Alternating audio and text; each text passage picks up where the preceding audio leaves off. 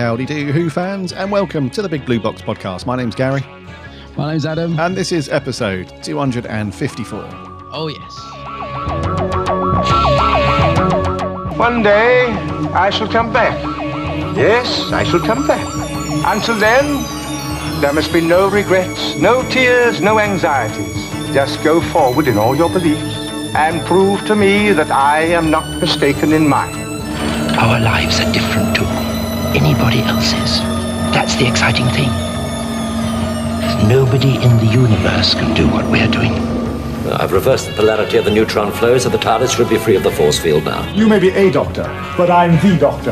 The definite article, you might say. The trouble with time travel is, one never seems to find the time. Change, my dear, and it seems not a moment too soon. Unlimited rice pudding, etc., etc. I am the Doctor! For now, for this moment, I am the Doctor again. The ground beneath our feet is spinning at 1,000 miles an hour, and the entire planet is hurtling around the sun at 67,000 miles an hour, and I can feel it. We're falling through space, you and me. People assume that time is a strict progression of cause to effect, but actually, from a non-linear, non-subjective viewpoint, it's more like a big ball of wibbly-wobbly, timey-wimey stuff. I could be a curator. I'd be great at curating. I'd be the great curator. I could retire and do that. I'm the Doctor. I've lived for over 2,000 years, and not all of them were good. I've made many mistakes, and it's about time that I did something about that. Bit of adrenaline, dash of outrage, and a hint of panic knitted my brain back together. I know exactly who I am. I'm the Doctor. Sorting out fair play throughout the universe.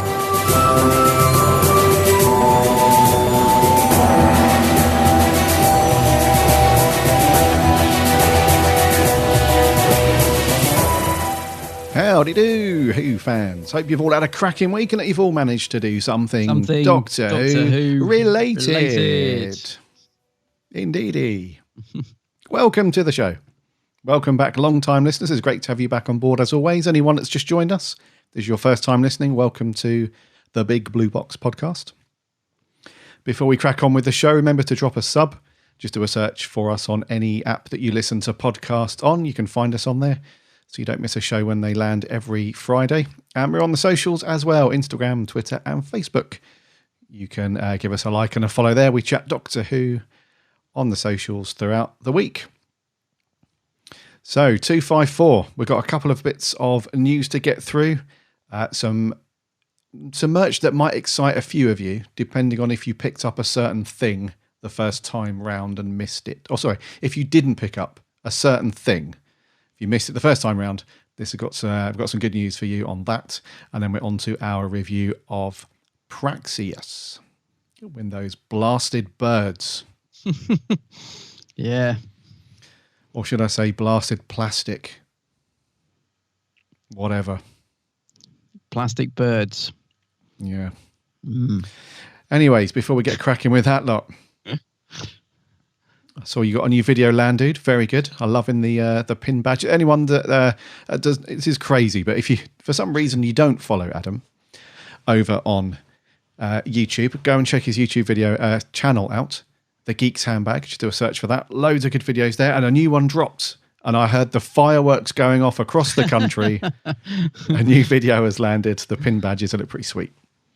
They are. They really are, actually. Like, because I think anyone who knows me knows how much I love a badge. I do love a badge, and they are awesome. They really are really cool. So it's through Hero Collector. They've just done these little pin badges for each Doctor. And they are very, very cool. Very nice metal badges. Did you have a favourite? I'm going to guess, before you say, I'm going to guess you liked the War Doctor one.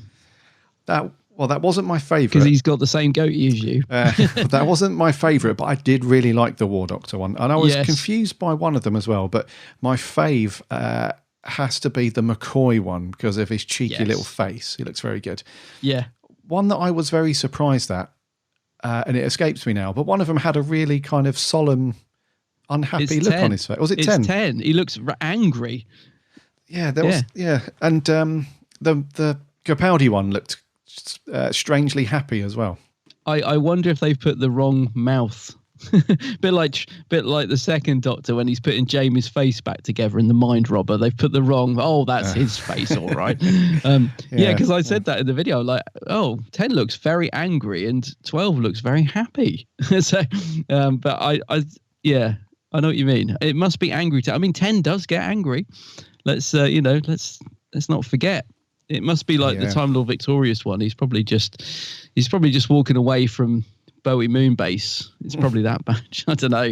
But yeah, he does look a bit angry. But yeah, it's good. It's really nice to get a video out. I mean, I as regular listeners know, since I started my new job last year, I haven't had a lot of time to do anything. So it's been difficult to make videos as regular as I did, but yeah, it's good to be back. I don't know when the next one will be, probably another year. no, hopefully not. Hopefully I'll get another one soon, but yeah, it's certainly good to be back. Yeah. Very good stuff. Yeah. And nice t-shirts as well. Hero they really are actually. Yeah. I love, I like both obviously, but the Tomb of Cybermen one is an absolute, gem of a t-shirt. Really happy with that. Yeah, I might have to bag that one, dude. They've got some good ones actually. They launched that, I think it was last year, didn't they? Started doing these teas and but they've added some new ones and they're really, really nice. I love that Tomb one. Yeah. Indeedy. So good stuff. Yeah. Talons of Wen Chiang. Thank you very much. Yeah, at the BFI. Thank you very much to one of our writers, Maria, who bagged me a ticket. Very much appreciated because I heard that they all went very quickly. Yeah, so after so nearly missing out on Fenric last year, I mean, basically they sold out. I was there when they went on sale, the Fenric tickets, like on the dot, because I had the day off. So I was like, right, I was poised, ready. They went on sale. I went to add one to the basket and it come up refreshed and said they'd all gone. I was like, what? So within like literally a minute, Fenric sold out in front of my very eyes. I did actually manage to get one later on. I literally kept refresh until one come up, and then I managed to get one. It was just so stressful, and I was fuming when I missed out. So I was thinking, I can't let that happen again. And this one, so these go on sale to the general public next Tuesday. It'll be Tuesday the 11th, I think it is. Is Tuesday the 11th? Yes, I believe so. It'll be the Tuesday is after this podcast anyway. So but BFI members can buy them a week before, and obviously Maria's a member, and I'm not a member, but a friend of mine is, and he did offer to get me a Fenric ticket last year, and I said to him, "No, you're all right, mate. I like to get my own. Don't worry about it." So this time I thought, right, I'm not going to let that happen again. So when he offered to get a Talons ticket, I was like, yes, please do. Please get one, just so I know that I haven't got to worry about it. But he said it literally same thing. He bought it, refreshed the page like you do just to see if any better seats had come up for the ones you've just bought. And he said there was like 2 seats in the main thing left. So presumably, I don't know how this works. Presumably they release some for the members and then do they hold some back for general sale? I don't know how it works. I know a lot of seats get like reserved for BBC people and some of the like Louise James is going to be there, so she gets a free seat. No, I mean they hold certain tickets back for people. Frank Skinner is always offered a ticket. Sometimes he shows up, sometimes he doesn't, so that takes up a portion of the seats. But I'm thinking, I mean they are just becoming so popular, these screenings, and it's in the biggest screen that they have as far as I know, because they've got quite a few screens. So it's not like they can up the sort of venue unless they do 2 showings or whatever, which is very unlikely. So, man, I don't know. It'd be very interesting to see what happens on the day that they get released to the general public. Is there actually going to be any left, or what's going to happen? I don't know. But very pleased that we've managed to both bag a ticket to this one, because I couldn't get Faces ones off, as you know. I just couldn't get that weekend off work, so I'm going to miss that one. But I really, as much as I would love to be at the Faces ones, I would be absolutely distraught not to be at Talons. It's a story that I really like. 4th Doctor. There's going to be a really interesting panel at this one talking about the, in brackets, racial tones of the story and all this stuff that gets brought up. So it's going to be a really good event, I think. 6 episodes, though, dude. We're going to be in there for a while. Yeah, get your coffee, cup of coffee or tea, take that in. Toilet break before we go in, essential. Because 6 episodes. They normally show us a few little sneaky clips from the new extras from the Blu-rays, don't they? So we normally get a sneak peek of some of the new content, followed by a panel discussion with Louise Jameson and so on. So it's going to be a fantastic event. Very, very excited for this one. Yes, going to be awesome for anyone that's not sure on these or not heard of it before. So the BFI down at South Bank in London do a release of a story from an upcoming box set that the BBC is due to release. So in this case, it's the upcoming collection of, it's the season 14 Blu-ray set, the collection. And so they've chosen the Talons of Weng Chiang to show that. And they're really good events. If you can somehow get a ticket for them, we've said this loads of times, haven't we? If you can somehow get a ticket, it's really worth going to see one of these. It's nothing like being in a cinema with other Who fans and watching Who, classic Who especially, on the big screen. It's awesome. So I can't wait for that.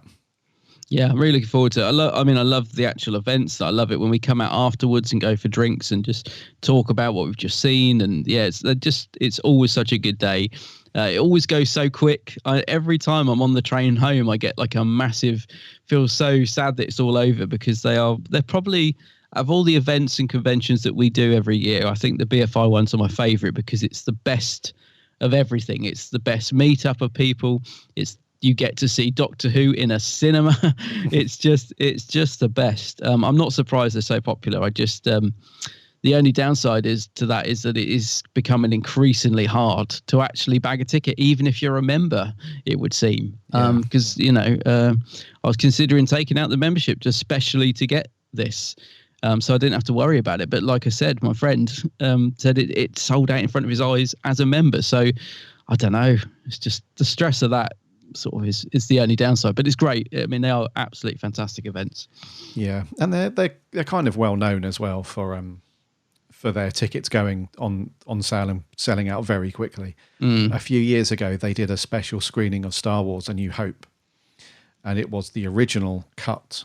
What? So, but George says it doesn't exist. Well, it does exist. And yeah, I remember seeing that on Twitter and thinking, oh, wow, that's going to be up my street. I'll have a bit of that. And literally just the members' tickets sold out within a minute and a half. Yeah. You've got no chance if like I said, if you can somehow bag a ticket, if you know someone that's got a member, or even if you're into this sort of thing and you going to be your cup of tea, join yourself. I think it's about £35 a year or something like that, £37 a year, and you get a discount on stuff and early access to tickets. It's well worth it. It's it's going to be good. It is going to be good, mate. Yeah, I just can't wait, actually. Every time I get one of these coming up, I hate to wish my life away. I think it's a terrible thing to do, to wish time away. But every time one gets announced, I literally cannot wait for it to roll around. I literally live for it, if you know what I mean. I'm at work, I'm just like, only 2 weeks to go. I'm just like, it's like countdown in my head. Bless you. Living your best life at the BFI, eh? Exactly. So we've got our tickets. That's all good. You been up to anything else, bud? Anything else? That's good. Doctor Who? No, I've been watching a bit more of the season 26 set, which is an absolute joy to behold. Now, did you get yours? Because if I'm thinking right, the last time we recorded, it had been released, but yours hadn't shown up. But there was a twist in the tale, wasn't there? There was a twist in, yes. So it wasn't any drama, to be honest with you, but it was annoying at the same time. So I'd pre-ordered from zoom.co.uk, as I have done for the last few. All good. And it turns out that this didn't fit through the letterbox, apparently. So due to me fitting a new letterbox about a month ago, there was just no... that's not the reason it didn't fit through, but I was doing some shopping, came back, and I noticed just the tiniest little red triangle poking out the letterbox. So the postman had obviously tried to deliver it. For some reason, we were there all Saturday. I don't know. And so I pulled it out, and there it was. You've missed your parcel delivery. I note. hate those when I get one of those cards. Yeah, but the postman hadn't put it through the letterbox. He'd sort of stuffed it in because it was folded in half and then the corner was folded again. And it was just stuck in between. So it was in the door. I hadn't noticed it. So I rearranged delivery and it arrived on the Wednesday after that. So I did get it. It's all good. It was redelivered and snap. Just like you, I've been watching some of the... I haven't watched any of the stories off of it, but I have been watching some of the special features off there, which is really good. So I've gone through the Matthew Sweet, chatting to Sophie Eldred. That was really good. The writer's room with all those guys. That was really good. And a little bit on Becoming the Destroyer. You know, the prosthetics and all that stuff to make up the Chosen One or whatever it was. Yeah. So that was really good. I've watched the trailer about 15 times because it's just so good. It's so good, yeah. Yes. And next on the list is the Behind the Sofa stuff. And after that, the John Nathan Turner little mini documentary on that as well. So I've got those two things to watch. Yeah. Yeah, so I've forgotten that you hadn't seen that yet. That is brilliant, that documentary. I think it's going to make you a little angry, though. It's going to make you a little sad. And it's going to make you a little angry because you're going to be sat there thinking, I cannot believe that man was treated like that. Because you didn't see it at the BFI with me, did you? I did not, no. No. So I think you're going to really enjoy that. But I think you're also going to, when you get to it, the next time we talk, you're going to be like, man, I can't believe they treated him like that. You're going to be a little bit angry, I think. But it's such a good documentary that I'm exactly the same as you. I go straight to because I've seen the stories quite a few times. I tend to go straight into the new extras first and then watch the stories after. So I watch all the new content. So I've watched all the Behind the Sofas and the Matthew Sweet interview, which was really good. The Showman documentary about JNT, which is fantastic. I agree with you about the trailer. It is the quality and it looks like they've really spent money on it because even that opening shot of London, I'm thinking, is that specially filmed for this, or have they gone to the makers of The Apprentice and said, "Oh, have you got anything on the cutting room floor we could use?" Because it's so cinema. Yeah, it's so cinematic. What's the word? Cinematic. Mm. Yeah, it's fantastic. But that's a really nice interview with Sophie, and there were bits in that I didn't know. For example, I didn't know that it took her and J&T a while to click. She was saying that they had a bit of a rocky start to their friendship, although they became good friends, didn't they? But she said early on, because she doesn't like smoking and cigarette smoke and stuff, and he would sort of purposely get one out, and she'd be like, "Oh, can you not smoke around me?" So, there was a bit of tension between those two. I never knew about all that stuff. So really, really interesting interview with it. Matthew Sweet's really good as well. I think he's quite relaxed, and his sort of style of interview, I think, is really good. Really suits those Blu-ray sets, doesn't it? So it does. Yeah. Yes. I had a chat with him at the BFI last year. Nice guy. Yeah. I can't remember which showing he was at, but I think it was one of the Tom Baker ones. But I think it might have been Genesis. Oh no, it was Daleks. It was the Peter Davison. Was it Earthshock?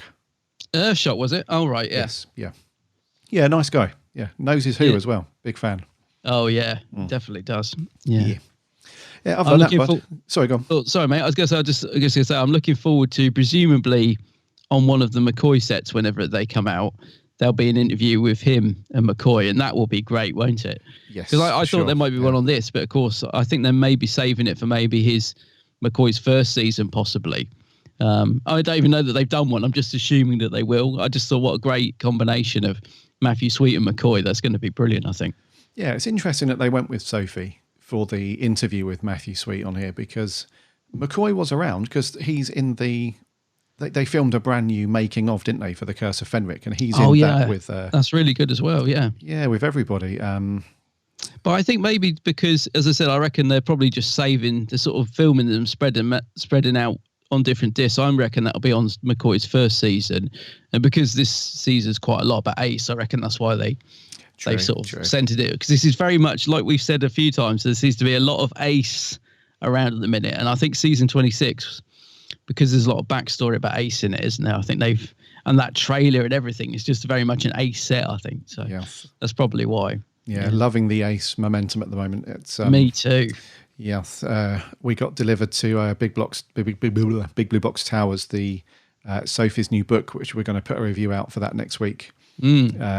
It's just this coupled with her being at the BFI, with her being in conversation on the Blu-ray set, the trailer, and it's just all good.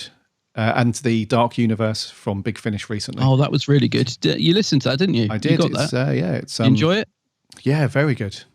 The interaction between her and the Doctor is quite feisty at the end, isn't it? It's a really good. Mm-hmm. You can tell it's later on in the Doctor and H relationship. I really like how they've built that up. That's what makes it really good. It's not your typical Professor, let's run off and do this. It's very much a progression of their relationship because they've been apart for so long. Yeah, it's a very good story, that one. Yeah, I thought you'd like that. Yeah. One of our reviewers, I think it was Jordan Shortman. Jordan, I think, yeah. We got a review on the website. Yeah, go and look for it. Very good story, but yes. I'm looking forward to getting the Ace book. I've pre-ordered mine from Forbidden Planet because Sophie's doing a signing. So if anybody wants to meet Sophie and get that book signed, she's doing a signing at FP. Might even be this Saturday, Might be the Saturday. So we're recording on a Wednesday.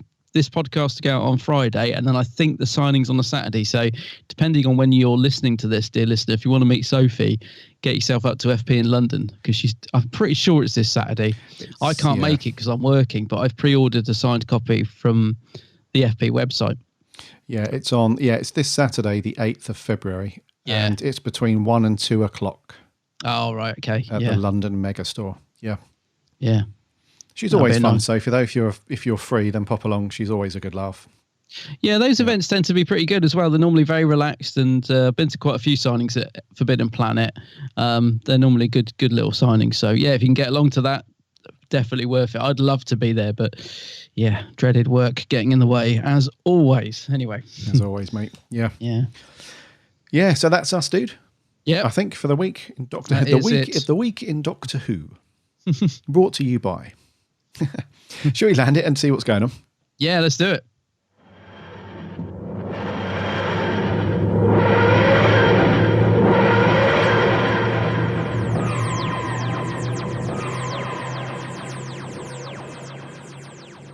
Oh, no. I hope 2020 doesn't continue in this fashion, Well, no. Yeah, I hope so. So we have to kick off the news with some sad news. Nicholas Parsons, who you will all know from the classic Doctor Who years as Reverend Wainwright from The Curse of Fenric. And yes, he sadly leaves us, passed away at the age of 96. 96, wow. So Nick Parsons, what a character, though, from broadcasting, radio and television over the past, crikey, when did he start? In the 60s? I think maybe before that. I don't know. Yeah, so he's a really big name in radio. So Radio 4, he was the host. There was a panel sort of game show sort of thing called Just a Minute that was on Radio 4 for donkey's years. He was well known for that.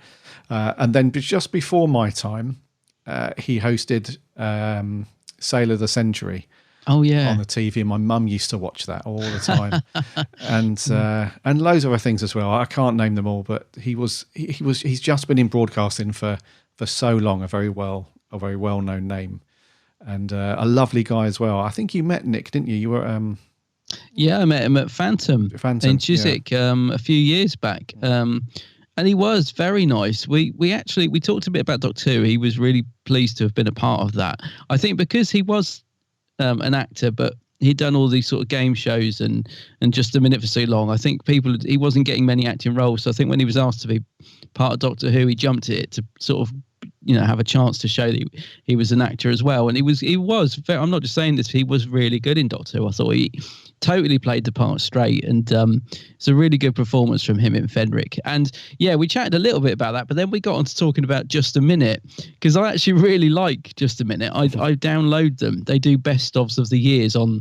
Apple, on iTunes, I mean. And so I thought I'll tell him that. I'll let him know that I like that as well, because a bit like when you met McCoy, you like to let them know that you know their other stuff. Yeah. So I was like, yeah, I've been listening to loads of Just a Minute. And he's like, well, where?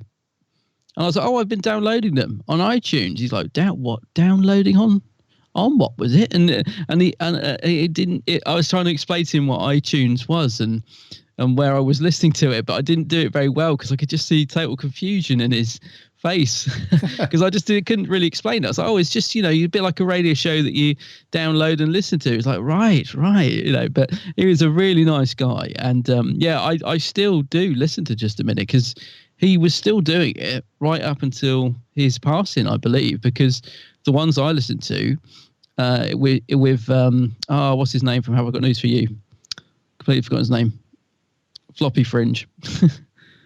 I'll come back to it. Him, it's just really good. It's been going all these years, and it's such a nice, simple format.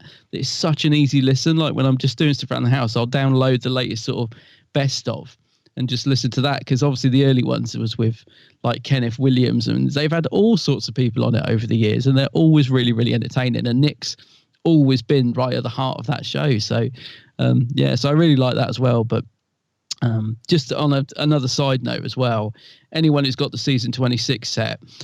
So I obviously on the Sunday of getting mine, I watched the new Fenric documentary, and they go back to the church and he's there for that one little segment. And McCoy says, oh, we're really pleased that you've come all this way just for this. And he lights up like a Christmas tree. He's like, well, I'm it's a pleasure to be here because I loved being in Doctor Who. And he goes on to talk about all that stuff I just said about being, taken seriously as an actor and stuff. And the warmth that comes from him in just that little documentary. So, yeah, I mean, it just having watched that and then literally the next day or the day after hearing that he passed, it really brought it home a bit. I was like, oh, no, poor Nick, So, yeah, watch that documentary. It is so heartwarming, his particular segment, and even more so now because of his passing. But, I think we can use the word legend. I mean, it gets used a lot, but I think he was a broadcasting legend. It's very sad to he's passed, but 96, that is a very good age. That is a very good age. It is, yeah. And a cracking career as well. Absolutely fantastic. Yeah. Yeah. Paul Merton was who I was trying to think of. Right. Yeah. He's on Just a Minute. And he sparred off really well against Nick in a lot of good banter between those two. So sad, very sad news. Indeed. Yeah. Right. Moving on to ratings news now.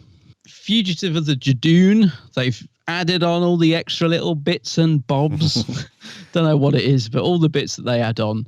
And the official rating now stands at 5.57 million viewers for Fugitive of the Judoon, which is pretty respectable, really. It was the 8th watched show of the day, most watched program of the week. Sorry, not the day, the week. So yeah, that's not too bad. I think there's so much talk at the minute about Doctor Who's ratings, but I think that's pretty respectable as a sort of finished figure. It's still healthy, I suppose you'd say, wouldn't you? It's not disastrous. Yeah, I mean, it could be better. It could obviously be better. I mean, but it's not bad. The overnight for Praxeus was a pretty low 3.97 million, so a bit of a drop off. That'll probably go up to about just under 5, I would have thought, something like 4 point something, won't it, by the time they've added on bits and bobs. So that's a little bit low. That's a little bit surprising because I think the reaction to Fugitive of the Judoon, there was such a big, because of everything that was in that episode, I would have thought, I know a lot of people were really looking forward to this week's to see if any of that stuff was picked up on. It created quite a buzz. Mm-hmm.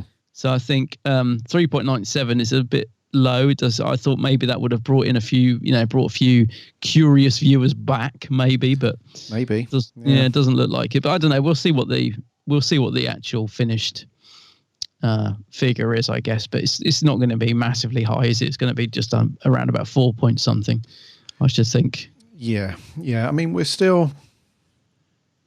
It's weird, because Fugitive of the Judoon, when you look at the confirmed figures, Doctor Who is still beating the rival channel.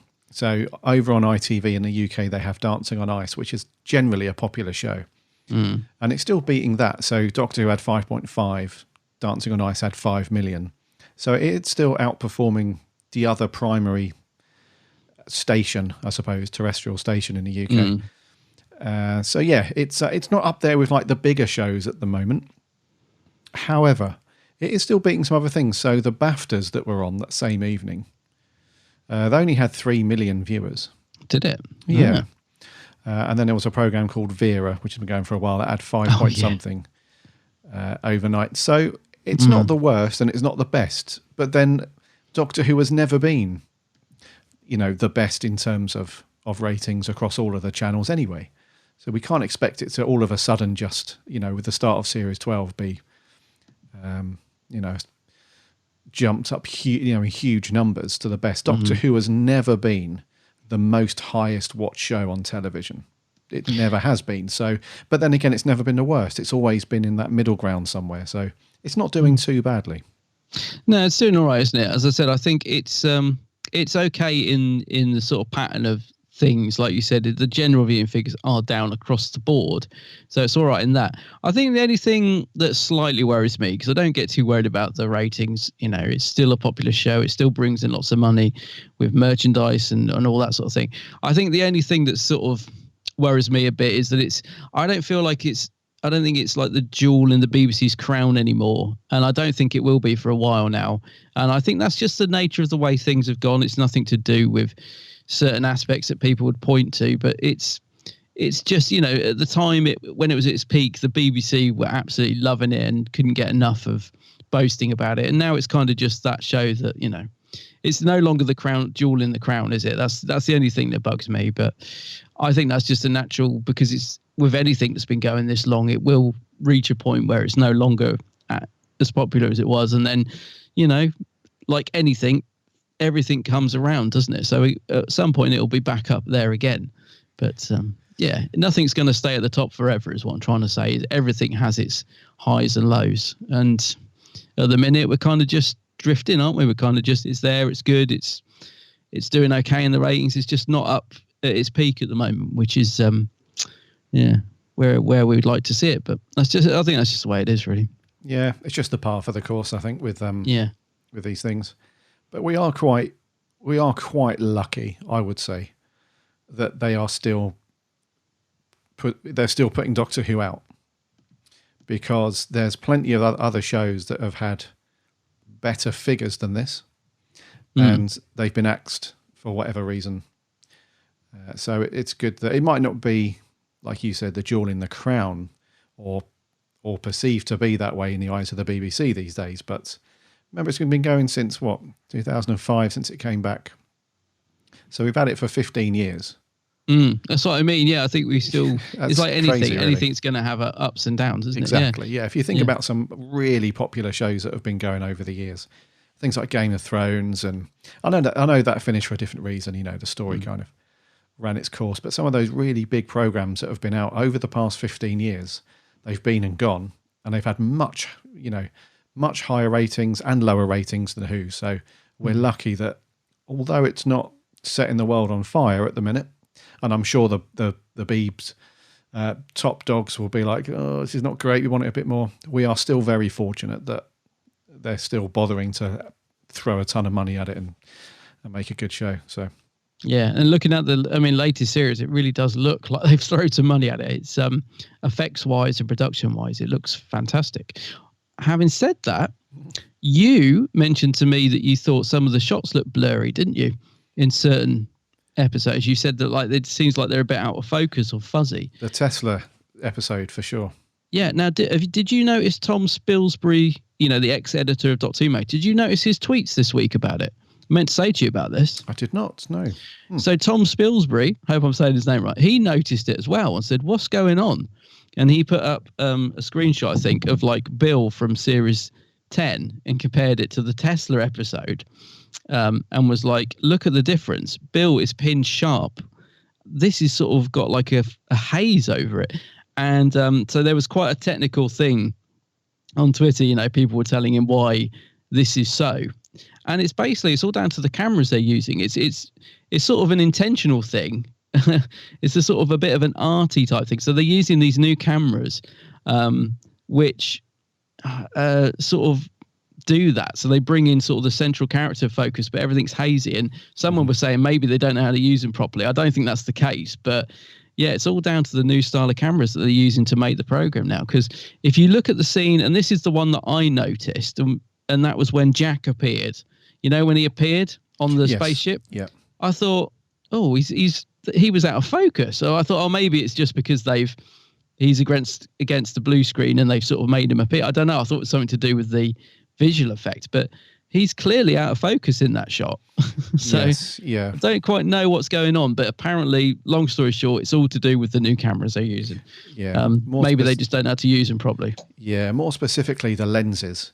Sorry, yeah. Yes. So I think we spoke about this briefly when we reviewed the Tesla episode. And I said at the time that I couldn't believe that the quality of the crew that they have on Doctor Who and the talent there, I couldn't believe that they would knowingly put out an episode with out of focus shots. And so I think it's just a kind of artistic direction that they're going with, to have this kind of out of focusy little areas of the screen and stuff like that. Yeah. To be honest with you, it didn't make me think this looks bad or anything. I just thought, oh, this is interesting that they're going down noticeable. This road. Yeah. Yeah. So, but to be honest with you, the Tesla one is where I've seen it sort of stand out like a sore thumb the most. Yeah. The little bits of areas they've used it have been a lot more subtle in the other episodes. I must admit, I noticed that because I thought maybe they were trying to make it look like sepia, like an old-fashioned, like the style of the episode was. But I don't know. It is. I think it is intentional. When I say they didn't have to use the cameras, I'm being flippant. I don't think it is that, but I think it is intentional. But yeah, it's an artistic style. You know, it's down to the way they want to make it. Some directors would want it pin sharp, like Series 10. They've gone for this new style, which is just the way they want it. But it does, it's an unusual. Well, not unusual, but it's a different choice. Let's put it that way. It's a Well, I think most of it is pin sharp. You know, the majority of the episode is like that. I think it's more around certain scenes that are. I think they've tried to add to the atmosphere of the scene a little bit by using that effect. Most of it, it doesn't look. Still looks good. Yeah. But there it is. So yeah, you and Tom Spilsbury on the ball. On the ball. Yeah. yeah. Well, you got to be, mate. Got to be. Yeah. Got to be with the old BBC running around. Exactly. With these cinematic lenses. Talking of on the ball and balls and walking on balls and. Okay. And balls. There we go. No, I was just thinking of Dalek Tat. He's covered in balls, isn't he? I wondered where you were going. He didn't like that. Look at it. Look at him. Look.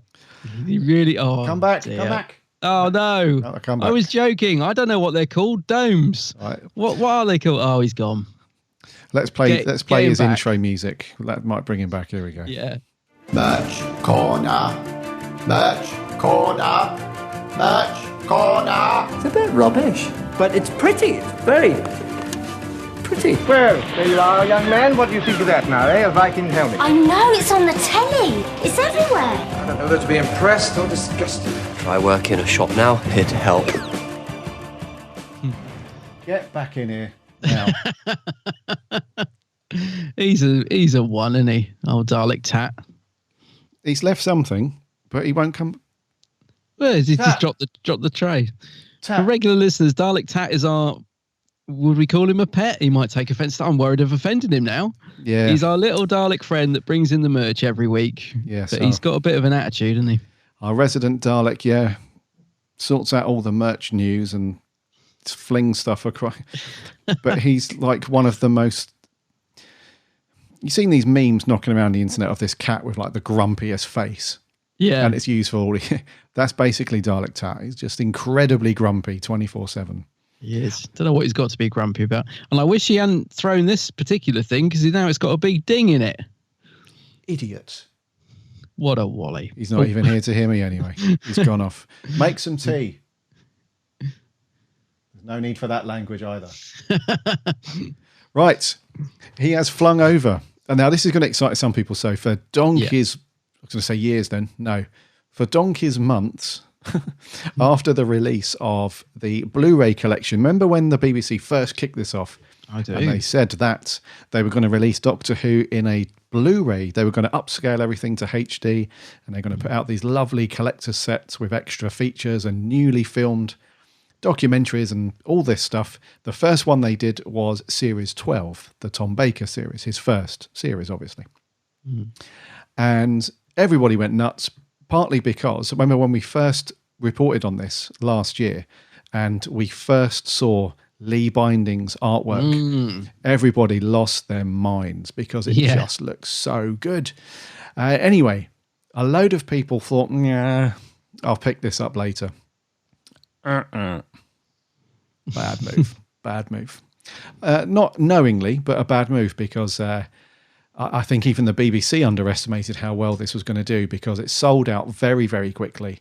And then when people started getting deliveries of them and doing unboxing videos and posts and stuff, everybody said, I really wanted that now. So I know that there's been a bunch of people who have picked up the subsequent sets, all good, but there's that little gap on the shelf that must be driving them insane. So the BBC have now decided they're going to re-release this season 12 Blu-ray set, which is amazing news for people, because I think for the most part, because they must have produced a lot more for the two recent releases, the season 26 and was it 12? No, not 12, sorry.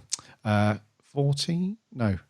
What was the one? What was the Pertwee one? Was it season? I can't even remember the order that these went in. No, nor can I now. 26 and then the Pertwee one. Maybe not the Pertwee one. And the Colin one. Yeah. You can definitely pick up 26 and the Colin Baker set still. They're in stock. You can pick those up.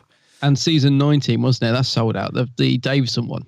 The Davison one. That's it, yes. Yeah. But you can still hunt them down if you want. So if you want to start your collection, if you've been looking at with envious eyes at people's shelves or unboxings, whatever, you can still pick these up. It's all good.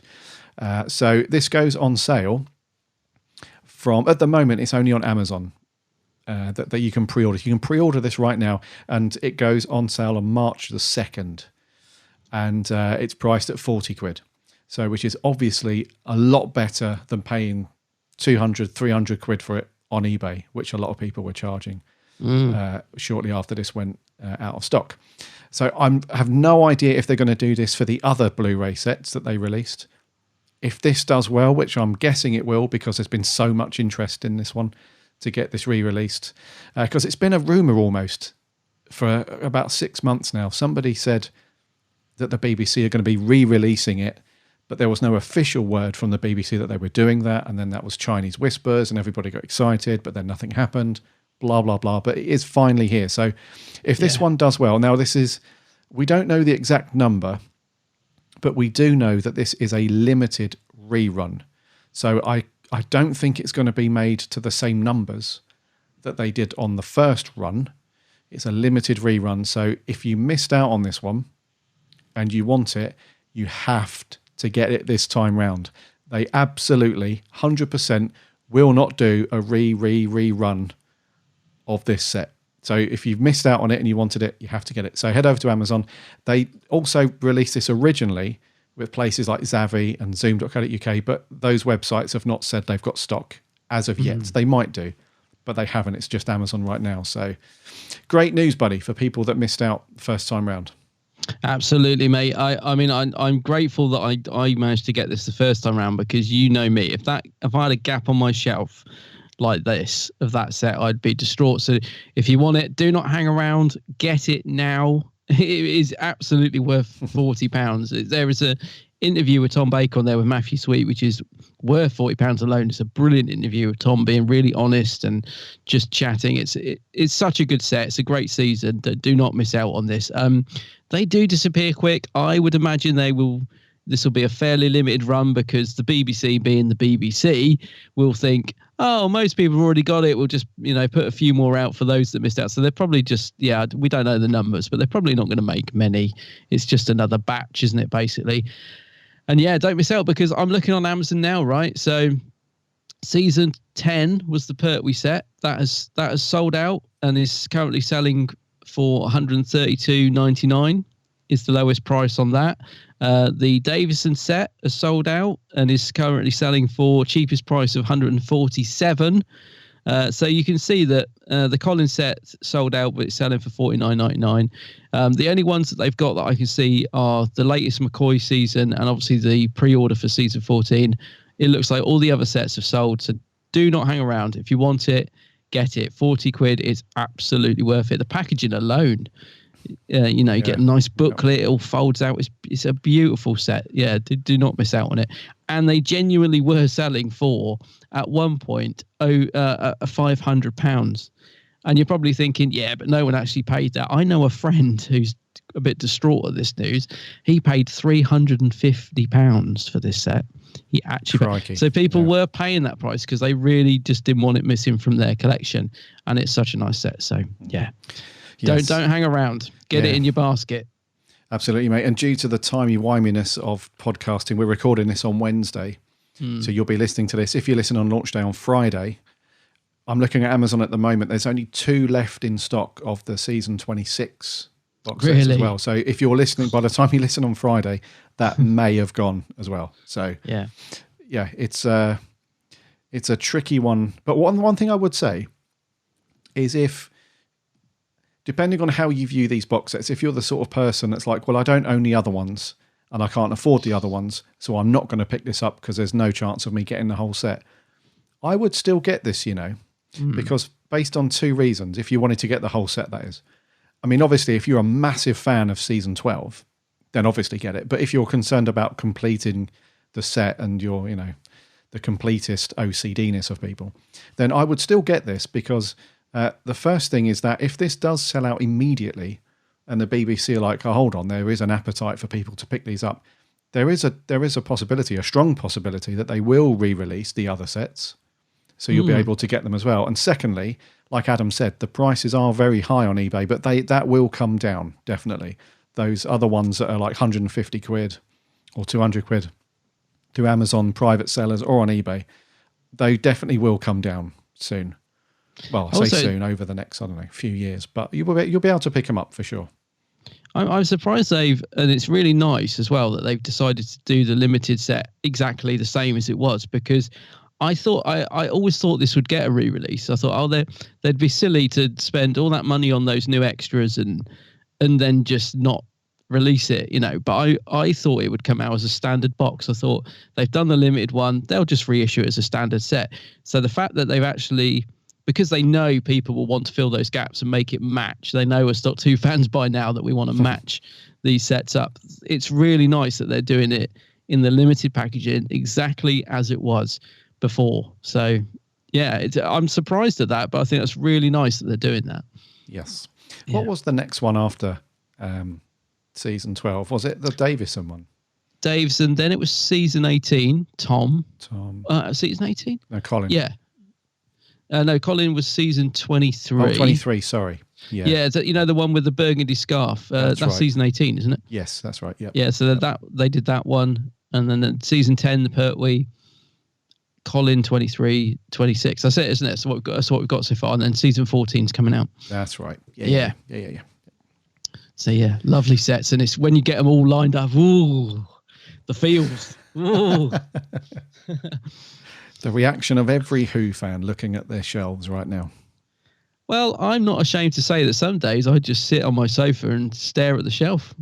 I just stare at them going, lovely. Just to have Doctor Who as complete sets on my shelf. I never thought I'd see the day. It's joyous. Yeah, just imagine sat there watching the shelf. Other half comes in. What are you doing? Just sipping a cup of tea. No, nothing. Just having a look. Just having a look, as you do. As you do, yeah. Yes, rightio. News and merch done. That's it. I've no idea where he's gone. But we'll be sulking somewhere. Yeah, leave him to it. Right, review time. Indeed. What have we got this week, bud? Yeah, this week we are on the story. Let me get this right. Praxeus. Need some help over here! Down! 2 identical deaths on 2 different continents. It's smart, it's relentless, and it knows you're onto it. I'm way up close. There's a connection between all these things. I just can't see it yet. I hate that music. I really do. It reminds me of Hollyoaks. I know I say it every week. Every time I hear it, I hate it even more. Anyway, sorry. I just had to get it off my chest straight away. So, Series 12, Hollyoaks, was written by Pete McTeague and the Chibbers. It was directed by Jamie Magnus Stone, and it stars the usual quote-unquote fam with a decent-sized supporting cast, I would say. And the plot is there is some people who are dying across the planets of some strange disease where these strange scaly bone things engulf their body and then explode. The doctor's trying to find out. It's a bit of a split story, this one. So you've got some of the companions off doing things. Someone's investigating, along with this policeman that they run into. They're investigating this lost astronaut and this weird energy signature. The doctor's off looking at birds in another part of the world. Ryan's off investigating birds as well. And as the story goes through, it turns out that this alien race had basically used the Earth as a bit of a testing field for this disease, which had all but wiped out their planet.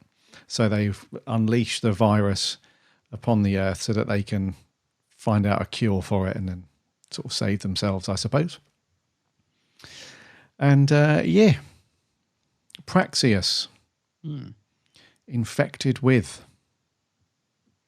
What do you reckon, buddy? What do you reckon to Praxeus?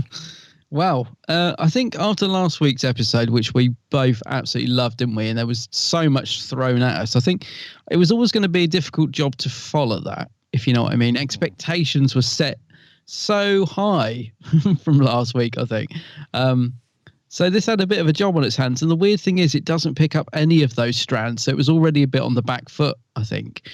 I don't know about you. I wasn't expecting it to, actually. I thought those things were set up for the final last week. So I thought there might be the odd nugget thrown in just to keep the strands going this week. But there wasn't anything at all, which I think is a bit of a shame. But I think it should have just been something in there. But not at all. This is sort of a completely standalone story, doesn't it? So it's as if last week didn't happen, really. And I thought it was okay. So I've watched it twice, as I always do. And the first time I watched it, I got in, I had to watch it on catch-up because I was working. So I watched it when I got in from work. And I thought it started really well. I was really drawn into the first probably 20 minutes. So much so, actually, I didn't make a single note because I was really getting into the story. And I thought it was really creepy and all that stuff, like when they were with Ryan and Gabriella walking around and discovering the body on that sort of operating table and the gas mask guys. I thought, God, this is good. What's going on here? This is intriguing stuff. Although I did have to laugh that they set up their tent in the middle of all that rubbish. I think that was the only note I made, actually. It's like, who would do that? Who would say, fair enough if you want to stay in that spot, but the tent was surrounded by crap. That did make me laugh because you just wouldn't do that, would you? So yeah, I thought it started really well. I was really quite invested in the first 20 minutes, and then somewhere on the line it just lost me. And by the end of it, I was just left a little bit cold, really. I just felt like it was a bit of a sort of nothing episode. It was another one that delivered a message and okay, fine, an important message. But yeah, there's another one that sort of, wouldn't say it hammered it home, but it certainly wasn't subtle. But that wasn't really my issue with it. It just didn't really sort of do anything by the time the episode finished. I just thought, yeah, it was good, but it wasn't great. It wasn't bad. It was just a bit meh, really. And I hate using that word as well, Ma, but that's how I felt. And watching it a second time last night, if anything, I enjoyed it less because I think all the stuff that I enjoyed, I kind of knew where it was going. And once again, by the time I got about 3/4 into the story, I was pretty bored, to be honest. I was kind of just fed up of all the gobbledygook that was being spouted on the screen. And there was I know we keep saying this, but it is so true. There was a lot of exposition again at the end, when she was explaining what the virus is in the way that she explains it. And I was like, oh, God. So, yeah, I just lost heart a little bit in this story. I don't think it's bad. I'm probably making it sound like I really didn't like it. I thought it was okay. A very much sort of middle of the road story, but it's not one that I'm going to go back and watch anytime soon. Right. Okay. Yeah. What did you think? I'm kind of divided on this one, mate. Mm-hmm. I was worried initially because Pete Mateague wrote Kablam in Series 11. Yeah. And really didn't like Kablam. And I think our score reflects that. Yeah, Kablam was a strange one, wasn't it? A lot of people loved Kablam. Yeah, that was weird. And I remember I liked the story, but just didn't find the episode worked. It wasn't one of my favourites. Yeah, it was. I know weird. you weren't taken with it. I remember. Yeah. Yeah. So, I was worried, but then, like you, the first part of the episode, it was really good. Like the first 15 minutes, I would say, first 15 minutes were really, really good. And I thought, okay, this is really good. It almost felt like we were starting a feature film because it had a big sort of global location thing going on, and it set up the strands. Like each of the strands that started off the story were really strong. And then the action that kicked in when the Doctor's legging it across the beach, and then those two people, they like, oh no, what's going on? And then the guy explodes and stuff. So the first third, I would say, of the story is really strong. Yeah. And I thought, right, Mateague has, he's put Kablam behind him. Now we're on to a belter. But then it just kind of, I think for the rest of the episode, I was really wanting it to be great. I thought, this is really good. But it felt like, remember we said about, I said exactly the same thing about, what was the story before Fugitive? It was Orphan 55. Orphan 55, yeah. It was like Doctor Who's running at sort of 80%. And it can't, for whatever reason, it just cannot shift in to that final upper gear to deliver something amazing. Now, like you said, it was always going to be a tough show following Fugitive of the Judoon. That was always going to be the case. Yeah. Unless this was a direct follow-on and we had Joe Martin's Doctor back and all of those things going on, which we knew it wasn't going to happen anyway. But so based on that, it was going to be very difficult. And I suspect that if next week's episode is going to turn out to be amazing, then unfortunately this episode is going to get lost into the abyss of, sandwiched between two great episodes like we've had in the past. So I really wanted it to be great. I was like really willing the rest of the story to be great. But then I had exactly the same feeling as I did for Orphan 55, where I thought it's reached a limit of about 80%. And it just can't seem to push through and deliver like that epic moment or that amazing scene or that brilliant set piece or whatever it needed to have that. It just kind of went through the only bit that I felt was really good towards the end was when Jake was in the spaceship and he had sacrificed himself and he was going up into the stratosphere to release the cure into the stratosphere, and so that was kind of cool. That was a good build-up, and I really didn't see the Doctor saving him because they left it so last second, where she materializes around him and stuff, and that was really cool. That was a lovely moment where the Doctor's really chuffed with herself, where she's like, "Oh, I materialized just at the second before it exploded, and then got him out and stuff." So, other than that little climactic bit there, the rest of it just kind of sort of trundled along, and so it was I'm kind of divided on it because the opening was so strong and the performances for the most part were pretty good. Not sort of any huge complaints about performances bar a couple. And I think there was I'm struggling really. I'm really struggling to try and put a score on it, to be honest with you. I've wrote down 3 different scores. Oh, really? Since I've rewatched it last night, and I'm really struggling to pick one, which we'll come on to in a little bit. But it's kind of a strange one. And I just know that if next week it turns out to be great, this one's going to get forgotten so quickly. It's going to get lost, isn't it? I know what you mean about the score, actually, because it's weird, isn't it? Straight after the episode, like, it's people were saying to me, what do you think to it? And I don't know what to say because I don't think it was bad. And I don't think it was particularly great. It's just a very middle of the road. So I know what you mean about the score. Just going back to that scene when Jake flies off in the ship, you see, it was a good moment. I thought it was a goner. I did. I thought they've set up this story of him and Adam, and that was quite cool little backstory. And oh dear, he was always He was always the one that let Adam down. So now he's going to sacrifice himself and prove that he was, a good man all along. I thought, here we go. So the fact the Doctor saved him was a nice surprise. It was very well done as well. Watching it again last night, the way he's just about to explode, but then he's in the TARDIS. It was really well edited, and it looked, it was very well done. Now, of course, this does open up a big can of worms for all us Adric fans out there, because we're now all saying, well, if the Doctor can save Jake, now why wouldn't he want to go back and save Adric? Because he didn't want to save him. It's annoying. He didn't want to save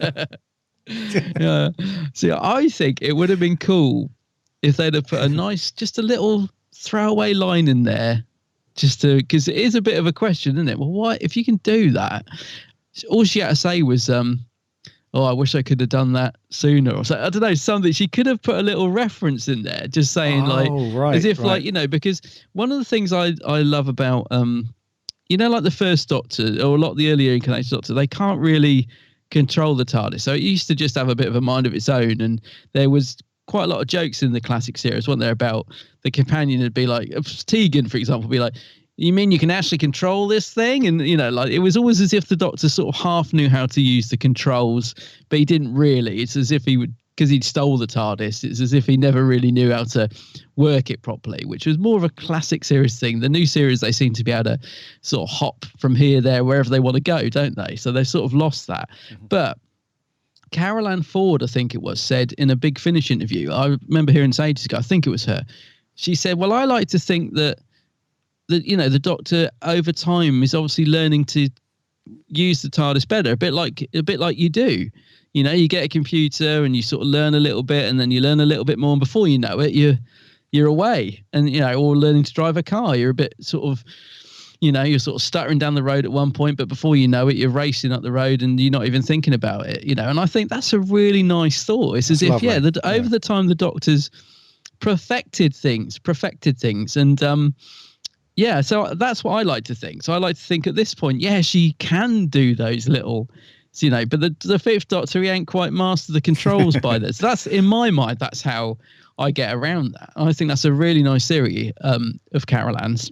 That's lovely. But I would have liked a nice little line in there of like, I've got better at those, and shame I couldn't do it before, or something. I don't know, just something so that we knew what she was talking about. We knew she meant Adric, but it wasn't to be. There was no mention of him. She's forgotten all about him. Well, let's face it. Davison's Doctor wasn't exactly up there in terms of his technical know-how. He used to bang the constantly. Versus somebody like Pertwee's Doctor or Capaldi's Doctor. He wasn't a tinkerer as such, was he? No, well, Pertwee used to rip the console out and put it in a garage, didn't he? God knows how he did that. But anyway, yeah. Yeah, I know what you mean. Yeah. So that's how I get around it. I do think that's a nice little way of looking at it. Yes. If it's for anyone that it's bugging. No, that's a lovely thought, actually. Yeah. I did like the setup of this as well. Like we both enjoyed the beginning of the story. What the first thing I thought of was, Pete Matteague's he's separated the companions and they're all doing something. I thought, right. He's sat down and thought about that. He thought, right, let's give them something to do. And I thought, that's working really well. So that's the other thing I liked at the start of this episode. They were all doing something. Ryan's there to collect the dead bird, and Yaz is off. What was she doing? Oh, with Graham. They're doing their bit of detective work, and there's a lovely moment between those two where Graham's like, this thing's pointing to that wall, and she turns it around. He's like, this thing's pointing to that door. I thought it was a lovely moment. Yeah. So it started off so well, really, and all the stuff with the birds was creepy. I kept thinking, well, they're going to attack, aren't they, any minute? And they finally did, but it didn't really have the impact I think it should have, if you know what I mean. I don't think they quite, I don't know why, but that could have been done so much better, because you had these birds circling around for blimmin' ages and you knew what was coming, but when it did, it was kind of a bit, I don't know. Yeah. Things like that. It just felt, like you said, like the middle of the episode, it just tailed off. It had so many good things going for it, but all these great elements. And I think we may have said this about other episodes, but they just didn't really come together. And it had a bit of a similar message to Orphan 55 in a way. It's another one about, what we're doing to the planet and all this stuff, wasn't it? So it's a very similar message being brought home again this week, which I think again felt a little bit boring, really. I know it's important, I'm not undermining it, but you know what I'm saying? It's like, yeah, we know. Yeah, I got that as well. I think they're just trying to I don't think they're trying to ram it down your face too much, because let's be honest, Doctor Who has always been a vehicle for certain political messages or environmental things. It's always done that. I'm not sure why everyone's up in arms on Twitter and socials about this being such a massive problem, because Twitter, Doctor Who, especially in the classic years, so much political allegory and all that stuff's been going on for ages, for years. But for some reason, people are kicking off about it now. And I think it's because the Doctor's... I think it's the way that it's been filmed, the way that the script's been written, the way it's been filmed. It kind of feels like the Doctor is saying it to the viewer directly, and not to the other actors on set. It feels like they've been removed for a few seconds, and it's almost like the Doctor's turning to camera and saying, "Look, you are screwing everything up." It does feel a bit fourth wall at times. Yeah, I do agree with that. A little bit. Yeah. But it's not like I don't see why it's such a huge complaint. I mean, the message that's being put across is very true. It's not like they're fabricating or hyping up things. This is not a Donald Trump situation. The message is very true. I think it's just like I said. It feels like it's being directed at you, the viewer, and not the cast members. I know what you mean. I mean, I keep. Because I thought, it's a bit sledgehammered in. But then I kind of think to myself, if I was watching this as a kid, like when I watched Doctor Who, the messages probably went over my head a bit. But you do take stuff in. So if I was watching this as a kid, I probably, which I suppose primarily it's aimed at, isn't it? Maybe it's, aimed more at kids to say, guys, this is what you do. It would probably sink in more if I was a kid, is what I'm saying. So maybe that's why it's like that. But as an adult, it does feel just a little bit too, like you said, like we're being, I was going to say preach that, but you know what I mean. Don't mean it quite that bad, but it does feel a little bit like they're turning and talking directly to me, sort of thing. So I don't know. I'm not quite sure they've got the balance right in the way that they're telling the story, but I kind of understand why they're doing it that way. Yeah, it feels a little bit more on the nose as well, if that makes sense. Yes, yeah, exactly. It feels like instead of the environmental thing being a theme of the story, it's more like a direct, you're wrecking the planet, but it's not too late to sort of fix things if you sort yourselves out. It feels like that's the message that's being put forward directly, instead of there being like a more of an allegorical theme to the story or something like that, so they're just not being subtle about it. It's just it's right in your face, which I suppose is okay. It's just, I don't know, I just don't think we can't have that every week. Like I think a lot of people are saying, I watch Doctor Who to escape for an hour, not to have, and I get that. I think there's a time and a place for it, and I think it's fine to do that every few episodes if you want to, but not every single week, which to be fair, they're not doing it every week. But again, you know what I'm saying? You've got to have a balance, I think. Otherwise that message kind of gets diluted, because by the time they're delivering that message, you're sat at home saying, oh, for goodness sake, yes, whatever, so you kind of start going the other way, don't you? Yeah. If you know what I mean. Yeah. And I think this one was especially direct as well, because in Orphan 55, it felt like that environmental message was more generic. It was more like the planet's ended up because of a huge number of reasons. That's what's happened to it because of those things. Whereas this one was very, very focused on plastics, microplastics, which is such a big thing in just sort of news in general these days, and environmental news. Plastics are the thing, isn't it? That's people are up in arms about. So it was, I think this one was a bit more zoned in on specifically what the problem is right now. So it probably felt a bit more like, crikey. And I, on the other side of the coin, I also completely appreciate that people aren't up for that. They don't want to, they want to watch Doctor Who because they want an escape from what's going on in the world. They want, they want, and that's the beauty of sci-fi in general, I think. or fantasy films and TV, all of that stuff, it's for you just to sit there and disappear from the world for half an hour to an hour. Yeah. And not have to think about what's going on and stuff. So I can totally appreciate why people don't want to see it and stuff like that. But I think, I just think that Doctor Who has always been not necessarily used for that specific purpose, but it always has had those messages in there somewhere. Yeah, like the green death and stuff like that. It's always been a part of it, isn't it? Yes. It's to sort of raise awareness of these issues, sort of thing. It's just, in this, they're just going straight hammer and tong, and they're making it the central plot of the thing, which, again, I'm not saying there's anything wrong with that. Obviously, dealing with plastics, we got a mention of the Autons. I don't think I thought for a second they were going to come back, but it was a nice to have them included, to do with the plastics and all that sort of thing. Yeah.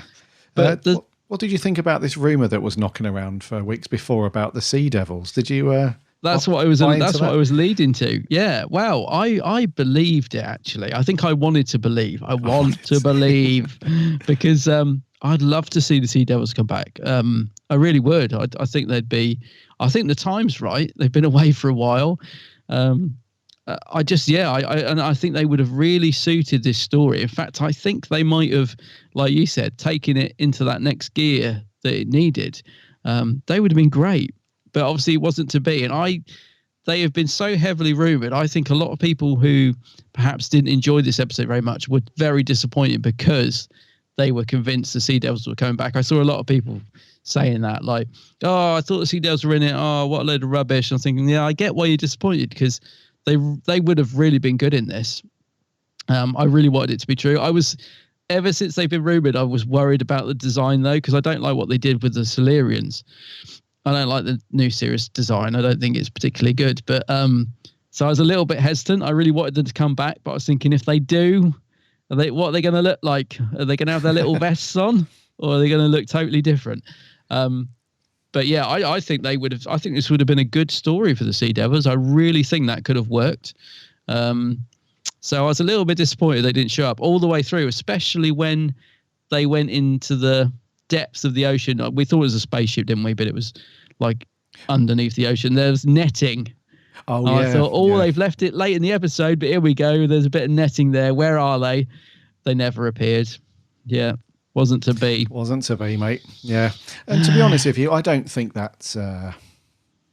Because in my opinion, I think the Sea Devils, they shouldn't, or they definitely shouldn't be just an offshoot or a cameo thing. The Sea Devils need their own proper story, Oh, definitely. So if they'd have just popped up at the end when they were in the under the sea plastic... what was that thing it was called? It was the Indian Ocean Garbage Patch, I think is the name for it. And if the Sea Devils had just rocked up, that would have been a disservice to those guys, really. They really need their own proper... I can't imagine them being involved in this storyline anyway. Yeah, I don't know. I mean, it was great. It was great to fantasize about it before the episode went out. It's like, are they coming back? Is it going to be a Sea Devils thing? Because let's be honest, they've done a really good job of keeping things secret. Yeah. Oh, series. Yeah. I thought it was absolutely possible. I really did think it could be possible. Yeah, yeah. So I thought, like you, I was like, I really want them to come back. I really want them to make an appearance. But this story wouldn't have done them justice, I don't think. No, you're probably right. I mean, I think that's the thing that's slightly missing from the stories as well. From this story, is the sort of baddie or monster of the week. I mean, I know they're doing something different this week, which is fine, but because I didn't really understand the character of Suki, because she gets revealed that she's like the sort of mastermind behind it, and she's supposed to be an alien, and I'm thinking, okay.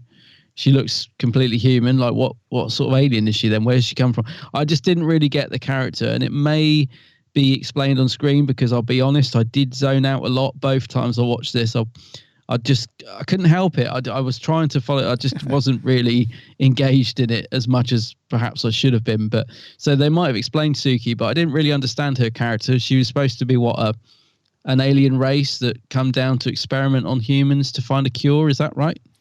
But she just happened to look completely human. That's right. Yeah, she's She's one of the last remaining people of her kind. I think her planet was pretty much wiped out by Praxeus. Okay, but she just doesn't look alien to. I mean, I just didn't get it. Why? I know it's so that I know why in story terms she looks human. It's so that we can have this big reveal. But to me, it was just a disappointing reveal. It's like, what? Yeah. So I didn't see it. I don't think that landed as well as it was intended. Yeah, the reveal wasn't too bad. I don't think it was okay, because you saw it was a good moment where the Doctor's talking to Yaz. And she's behind her. Yeah, as she turns her head slightly, you can see Suki's face sort of change, and you immediately think, "Oh, right, something's up," and then it kicked off. But interesting that because I initially thought that they had some kind of filter on to make them look human, but no, they were a proper humanoid people from some other planet somewhere. But yeah. So you had that, and then you had the birds, which obviously, a bit Hitchcock style. That's cool. Anyone who's ever seen the birds, there was a bit of influence from that, I think. But they didn't really. I mean, they were fine. That was good when they all kicked off. But I kept thinking, why did they leave that poor guy outside? Like, oh yeah, you just hang around and keep an eye on those birds. What's he going to do? Of course he's going to get mauled to pieces. What a stupid thing to do. And then they didn't even care when he was murdered, did they? It's just like, I don't even know what his name was. His name, I think, was Amaru. Amaru? Yeah, just keep an eye on those birds, Amaru. We got some more important stuff to be doing in here. And then he gets killed, and then they just they completely forgot about him. But I'll tell you what I did think was good was the effect when the people got the virus. That was proper creepy, for 7 o'clock at night. That was, I mean this in a good way. It was proper horror. That was awesome. The effect was brilliant. When that woman was sort of jolting around on the operating table with the virus, and it was just spreading all over her. I mean, it was so well done. And the real jump scare moment when she opened her eyes and they were white. And that was proper horror. And I thought that was done incredibly well. But I think they just look so creepy with all those. They look like shells almost, didn't they? When they were sort of got the virus and they were covered just before they exploded. Yeah. They look like they could have potentially been a great monster. When they unmasked one of the gas mask people, they kind of looked like that underneath, didn't they? It was pretty horrific, and I thought that could have been utilized a lot more than it was, really, because I thought that was a great look, if you like, a great effect. Really creepy. Good, yeah. It was. I was really shocked as well when they came across the guy on the beach, when the Doctor legs it and screams for help. Yeah. And then you see the first few of those things appear on his hand and so on. I thought that they were going to be, that their bodies were going to be taken over by something. And that's what I thought, yeah. But when it just escalated really quickly and he just exploded into dust, basically, I thought, holy crap. So I was really shocked that they killed somebody off pretty quickly. In Who, I was pretty shocked by that. And then I thought, why did it take the astronaut guy so long? I did think that as well. Because that kind of undid my initial cool feeling of being shocked by that guy, because I thought, well, surely they haven't fallen into the trap where, because this is one of the more main characters, the rules don't apply. They're just going to long it out, and use it as a device for the finale, the ending part of it, the climax. But unfortunately, they did a little bit, because it seemed to take him an awful long time before they administered the cure for him. And even when he was there for ages with some of those things appearing on his face, you could tell he was in a bad way, but he certainly wasn't about to explode into a ball of dust. No, sure. I did think the same thing, and also it made me laugh when she said, "Oh, I think I've got the cure." And he's like, "Well, test it on me." And they're like, "No, it's too dangerous." I'm like, "Too dangerous? You're going to explode into a pile of shells in 30 seconds. Get it down, yeah." Like, why are they even questioning it? Surely, like, they've, either the cure works or he's going to die anyway. That would just seem like a silly bit of dialogue, really. But yeah, I know what you mean. It did take him an awful long time to get to the point of explosion. Yep. And old Gabriella's friend, what was her name? Jamelius? I don't know. Oh. The girl that was on the operating table that exploded. Oh, Joyce. Was it Joyce? Joyce, I think. Yeah. No, Jamelia, mate. Jamelia, the one that was in the tent. Oh, yes. Start. Yeah. Well, I think it was her. Yeah, I mean, Gabriella got over her death very quickly. Like she exploded in front of her eyes. And she sort of went, what's going on? And then actually there was a nice little moment between her and Ryan where I think he was saying, you'll get over it. But she did get over it. She's laughing and joking in the next scene. I was thinking, blimey, your best friend's just exploded and you're off. You're over it pretty well. That's the thing. And also because she did seem very, very concerned when she was with Ryan. And Ryan was like, don't worry. Don't worry. Don't worry. Let them come. It was all, yeah. But then, like you said, when she explodes, she's shocked for about 10 seconds and then she's all smiles and running around. This is great. Yeah. We're on an adventure. Yeah. So I know what you mean. Ryan, dissect that bird for me, would you? Yeah. What was that about? Oh, I don't, yeah.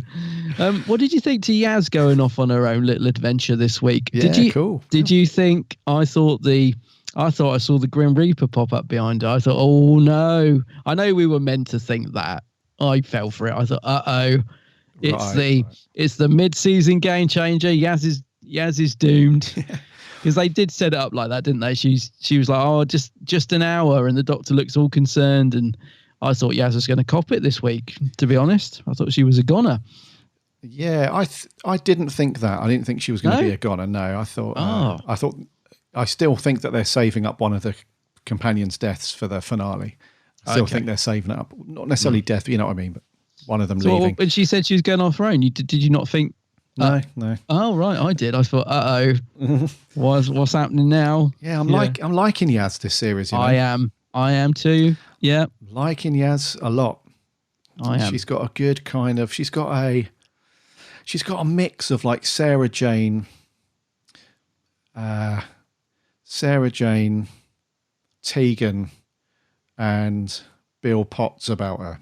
If that makes sense, a bit of a mashup of like this cool kind of no nonsense, independent, sort of cracking on, sort of. The other two are like that to an extent, but Yaz seems to take the initiative a bit more this series. I'm liking Yaz. Yeah, she seems to be up for just going off and having a look and taking things on, whereas the other two seem to still be led by the doctor quite a bit. They're not as quick to be like, well, I'm going to go off and do this. They seem to follow the doctor around a bit more. So yeah, Yaz is cool. They definitely have developed her more this series, and definitely for the better. She's out of the three companions or the three fam, whatever. She's definitely standing out. I think Ryan's kind of just. He's, I say, consistent in the sense that he's just in the background a bit every week. And Graham, is still great, but he's just the sort of comic relief at the moment, which he's great at. But I think he has been sidelined just a tad. But that's fine. I'm happy to see Yaz getting some development and being pushed forward. I think she is becoming a really good character, and I like all the interaction between her and the Doctor. You feel a bit more of a bond between those two. I don't know. They're definitely being written well. The scenes between those two. There's definitely a bond there. Yes. So yeah, I agree with you, mate. I'm liking Yaz as well. Yeah, that scene with Graham was really funny at the beginning. That. Yeah. According to this, whatever's coming from the other side of that door. And then she just turns it around. Although there is a mistake there. Is there? Yeah. And I'm being extremely picky and pedantic with this one. So if she turns that, I assume it's some kind of little mini sat-navy thing. If she turned it around like that, that means they should have been coming to this area from the other direction. Oh, boom. Not that, you know what I mean? Yes, I hadn't even thought of that. Because if she flips it around and he's going a different way, then... Yeah, anyways, it was a funny little scene, for sure. They really need us on set to iron these things out, don't they? I know, yeah. Yeah. What did you think too? Now, I'm confused on this one. Okay. So, the guy that was working as kind of overzealous security, so Jake... Oh yeah, him. Yeah, Jake. Yeah. Yep. He's on a sabbatical. He's a police officer, but he, for whatever reason that we don't get told, he's on a break or a sabbatical, whatever. So he's working as a supermarket security guy.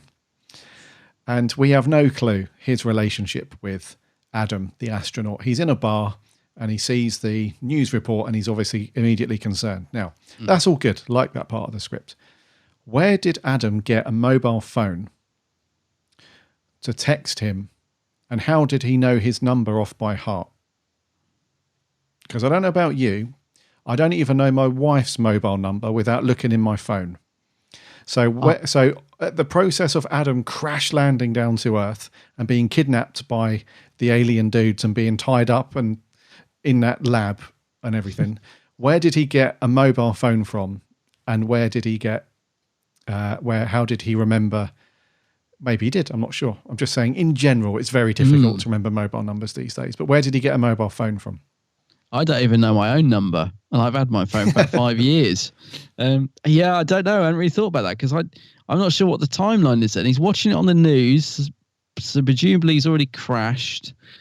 He's in the sea. Phone's got wet. I don't know. That's a minefield. Well, I'm not even sure he would have a mobile phone on him as an astronaut. I'm pretty sure NASA would be like, this isn't like going on a plane where you just put it in airplane mode. Pretty sure you have very, very strict rules on that. You're not allowed your mobile phone. Also, you're not probably going to get a signal in space. And also, it didn't come out of his name, did it? Because surely Jake would have Adam's number saved if they're married. Because it didn't come up Adam. So because I at first thought, ooh, who's sending him that mysterious text? Because it just had a generic number at the top, didn't it? I think. I don't know. I'm a little confused by that. No, it did. Absolutely. Yeah, just had a random number. It wasn't saved in his phone. So that was just a little question I had afterwards. I'm like, well, he's in a bad way. He's been infected. He's not good at all. He's been kidnapped and he's been tied up. Excuse me, mate. I know you're busy. Don't know if you can even understand me. Have you got a mobile phone that's registered to a UK network on Earth that I can use to text my estranged husband to come and rescue me? Oh, you have? Brilliant. Just let me, just for a second. That's where we needed the Sea Devil to pop in. I've got one in my little white belt. Hang on. Yes, it's a good point. I hadn't thought about it, but now you've said it. Yeah, it's another one of those. This episode is falling apart in front of my very eyes. It's another one of those crappy little things that nobody would even care about. Of it, I just happened to think about it after I watched it. That was all. It doesn't detract from the quality of the writing or anything like that. But yeah. So what did you think to the whole storyline with those two then? Because it's quite a sweet sort of love story, really. They've kind of gone their separate ways because Jake's a bit more of a, doesn't like commitment, doesn't want to support his other half because he doesn't like change. He doesn't like traveling abroad. He just likes to be himself and all the rest of it. But his husband, Adam, clearly had bigger dreams, wanted to go off and do that. And Jake didn't want to support him, and they've been separated ever since. And then there's that lovely little scene where Graham's sitting outside with him and, sort of helps him come to the conclusion that he's kind of punishing himself rather than his husband or their relationship. And then it sort of comes full circle. He sacrifices himself, but then gets saved. And then they go off into the sunset happily ever after, hand in hand. So it's quite a nice little story between those two. That was a nice kind of thread that ran through it, I thought. Yeah, no, I liked it. I liked that story as well because it was borderline cheesy, wasn't it? I was a little bit worried, like when he got in the spaceship. I know you like that scene, but when he first got in it and I'm flying this thing, I thought, oh dear. I wasn't sure about that to begin with, but it overall, I think it did work, and I quite like the storyline between them. I think that the actors were both good as well. They were quite sort of likable. I mean, you got Jake, who's a bit flawed, doesn't like, scared of flying and all that sort of stuff, so doesn't travel. And then you've got Adam, who's an astronaut, quite the opposite. So that was a nice, dynamic, if you like. And so by the time they sort of were walking off together at the end, I had grown to quite like both of them because they were both a bit flawed, really. But it was good. You know what I mean? So you did actually get sort of in the space of this 50-minute episode, you did actually get some nice character development for both of them, which, again, we've mentioned has been lacking sometimes where we don't get connected to a character because there is no character development or nothing in the script to really make us like them or dislike them. So with these two, I kind of liked them both. And I like the fact they were both a bit both had their faults, which, you know, we can relate to and stuff. So, yeah, I thought they were both good, actually. I did like them. Yeah, it was pretty good, actually. Yeah, and that was kind of one of the stronger elements about this story, I felt, was, although it had various strands or threads, whatever, running through the main story, they did work for me. Because sometimes when you have companions going off doing different things, we've seen tons of episodes where it does that, where the companions go off. They normally leave it later. They normally culminate with them all meeting towards the end and having a climax. But yeah, it's kind of cool. I liked the chemistry between Ryan and Jamila. Yeah, I quite like their chemistry towards the beginning. What? No, you mean Gabriella. Jamila was a friend that blew up. Oh, sorry, mate. Yeah, Gabriella. Sorry. Yeah. I really like the chemistry between those two. I'm not sure. I found Gabriella a bit obnoxious. I don't know. I know she's supposed to be a bit quirky, a bit mouthy, and she's a YouTuber and all that. I didn't really warm to her, I'm going to be honest. I know what you mean. Her and Ryan were quite good together. Agree with you on that, but I'm not sure I liked Gabriella's character, really. I guess I did by the end. I suppose when she walks off with Adam and Jake at the end and they're like, oh, you're not coming, are you? Or whatever. There was a bit of bants there, and I thought, well, all right, maybe she's all right, but I don't know. I didn't warm to her as much as I think I was supposed to. But right, she was all right. No, I don't know. I'm not one for like obnoxious, mouthy characters. They tend to rub me out the wrong way. So yeah, she wasn't bad though. I mean, don't get me wrong. If she was to return with those guys for a little story or whatever, I wouldn't mind. But yeah, don't know. Not 100% sold on her, to be honest. No, I mean her character aside, the scenes with her and Ryan were good though. I thought. Yeah, no, I do agree. I didn't mind the scenes between those two. Yeah, the scenes with once you got all of them together was quite good, and it was good when they're at the lab. You know, when they're in, is it Madagascar? I think. Yeah, yes, when they're in Madagascar, which looked beautiful, by the way. Yeah. I think when they're in the lab, there's that really cool bit where they're all trying to figure out the cure for Praxeus. And there's that great sort of jump scare almost where it goes quiet outside and all the birds sort of rush through. That was really good. And the way that they were all in it together at that point was good. Yeah, actually, the way the cast come together was good because considering all the different locations we had at the start, so like Peru, Hong Kong, Madagascar, like I said, it's quite a lot going on and quite a lot of characters. They did come together quite well. I agree with you there. Yeah, that did build up quite well. Yeah. I'm trying to think because you got two other characters, Joyce and Zach. Who are they? So they were... Joyce, I think, was the woman that was working in the supermarket at the beginning. Right. Yeah, that would make sense. Yeah. I could be wrong, but I think that's Joyce. There. And Zach, I think, was the guy behind the bar. Oh, maybe. I'm just trying to think of other characters who are in the story. Wow, that's what I think. So I'm just looking down the cast list now. No, one of them was the guy that explodes on the beach. Oh, right. I think that's Zach. That's Zach, is it? Yes, I think so. Yeah. Okay. R.I.P. Zach. Yeah. I believe so. We've probably got this completely wrong. No, I think you're right. I think for once we've nailed it. Yeah, for once, yeah. Yes. New listeners to the show, you're going to have to get used to this, I'm afraid.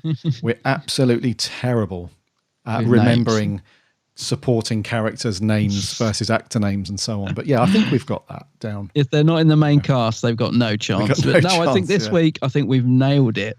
It's only because I only knew Gabriella was not Jamelia because I made sure I wrote it down on my pad. It's not me being clever. I've got it on a pad.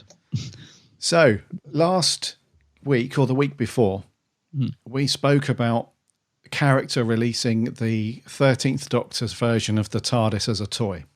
Oh, yeah. And there was some controversy around them not having the budget to print a backing card to go into the TARDIS. That's right, yeah. Sad days. Yeah. So the production crew, whatever, probably should have taken that same advice and not just printed out a sticker to go in the back of the TARDIS. You know the scene where...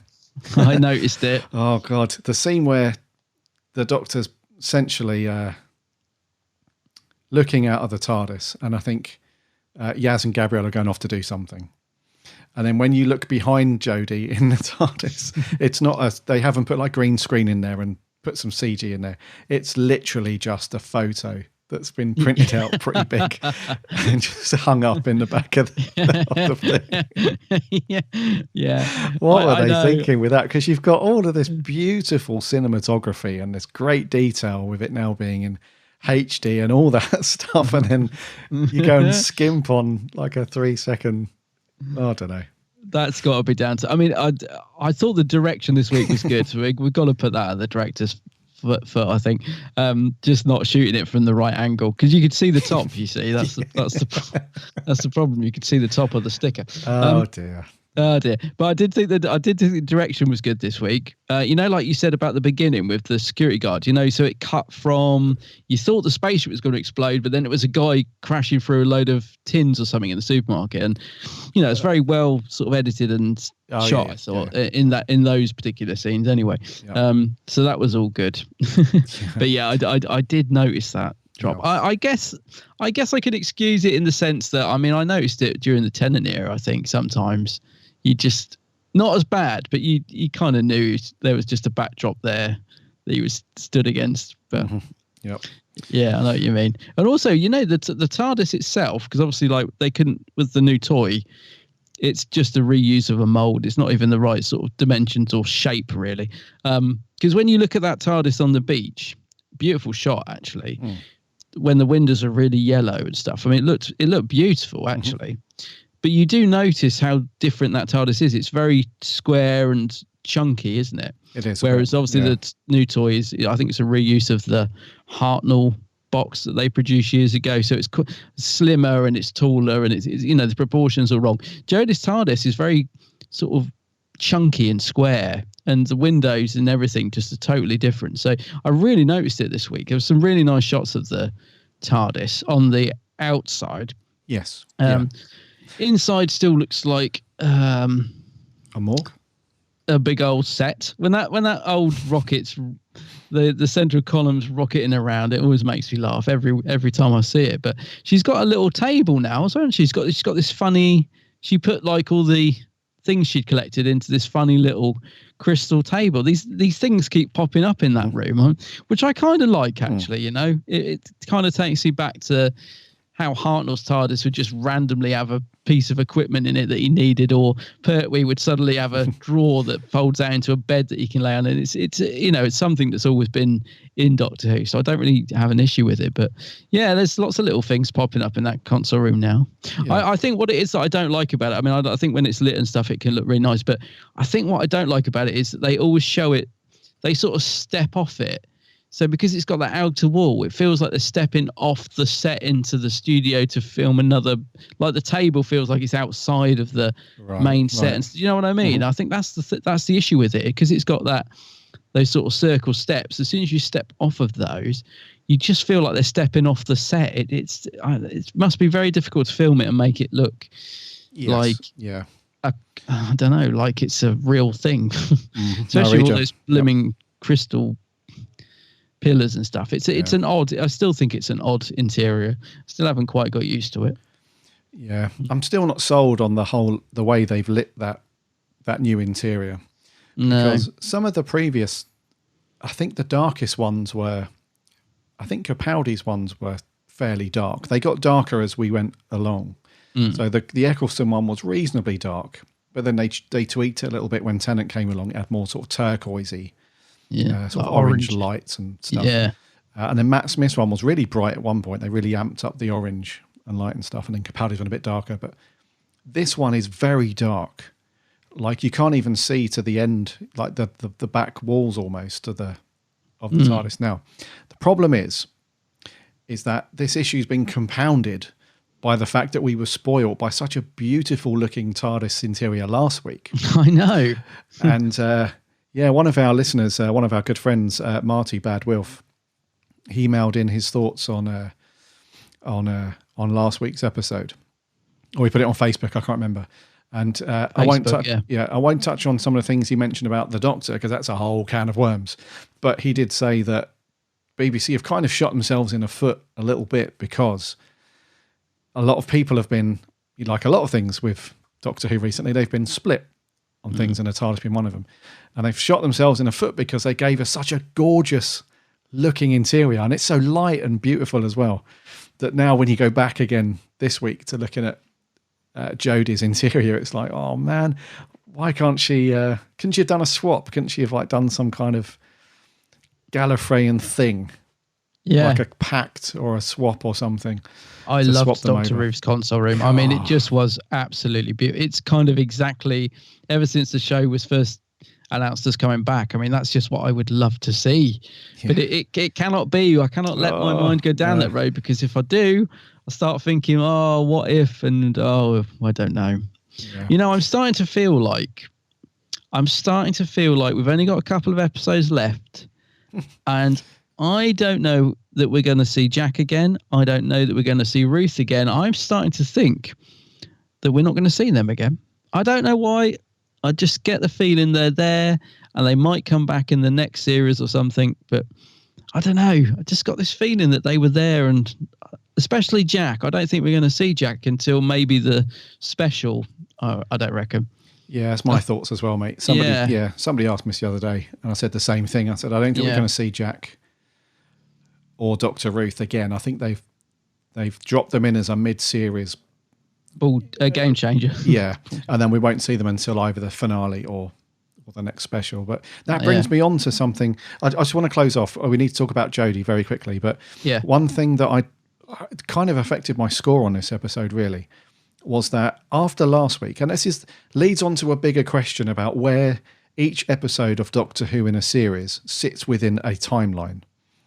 Because this has been raised a few times before, where just because you get to the next episode in sort of chronological broadcast order, that doesn't mean that what you're seeing on screen is happening directly after what you saw last week. And I don't know if it's the case with this or not, but one of the things that kind of drove me mad a little bit is because last week had so many big game changers.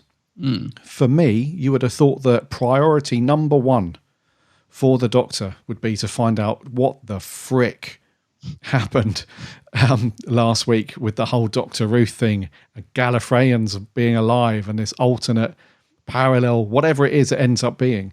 You would have thought that absolutely that the Doctor would have been like, right, what the frick has just happened? So it just feels very weird that would just be dropped from her mind. And now we're back into a feature of the week, and we're chasing birds and stuff. It just felt like those revelations in last week were so huge that the Doctor would have been all over it. Now, I understand that in terms of writing for television, you have to have peaks and troughs and keep the viewer hanging at times and stuff like that. But I really felt like if the Doctor had felt, because she was knocked for 6 in that episode, you could tell, you would have thought that she would have been, and just regardless of what incarnation of the Doctor we've seen over the, donkey's years, one thing that's always been consistent with all of them is that level of intrigue and interest and not letting things go. That's been consistent with all of them. So you would have thought like, she would have cracked on and investigated what the hell happened. But there's just not even a single mention of any of it. None at all. It does. I know it's the most standalone of this series, I think, because even in the other episodes before this, there were little breadcrumbs and moments like, when the fam are sat around and they're like, she doesn't even notice we're here because Jodie's a bit out of it because she's looking for Gallifrey. And then we move on to the story. It's just little moments in each episode just to remind us that, there's another, something going on in the Doctor's mind. There was absolutely none of that this week. And it is a bit odd considering how much information we got last week, or lack of information, how many questions, we got last week. It feels really strange not to have any little moments where we refer to that at all. This, in a way, it feels like maybe this should have been earlier on in the series. I don't know. Maybe this should have swapped places with Orphan 55 because, yeah, the Doctor feels much more distracted at the start of Orphan 55. In this one, she's back to being herself pretty much. So, yeah, I don't know. I know exactly what you're saying. I think there should have been just something just to keep that sort of arc running. And it needed just be the tiniest moment. It needn't have been anything big, but... just something just to remind us that the Doctor's got a lot on her mind at the minute, or a lot on her plate. Because you're right. It didn't. This was totally standalone, which is normally fine. But after last week, I think it set up so much to then completely ignore that and have a standalone. I'm not sure. It's a bit of a strange. Yeah. If there was like a medium, however you want to label that, or what size box you want to put it in, I'm not sure. But if there was a medium-sized revelation, like say for example if none of the Dr. Ruth stuff was there and it was just that Captain Jack came back for a bit, passed on a message, and that was it, you could kind of understand not really picking up any of those threads for now, because Jack did say that he wasn't going to see the Doctor for a while, so you could say, okay, we're not going to see him for a bit. But this whole Dr. Ruth thing and the Gallifrey thing and all that, it's like frick.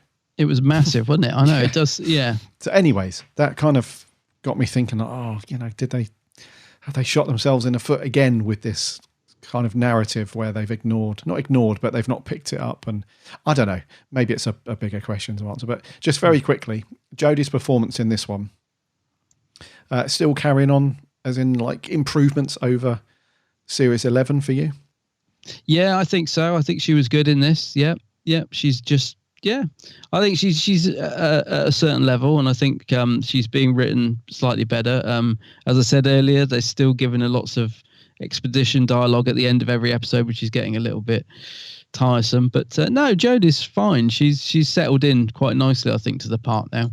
I do. I mean, it is odd. I know you said, like Martin's comment, he mentioned about the TARDIS, and he did also mention it was an odd decision to give us Dr. Ruth as such a strong Doctor.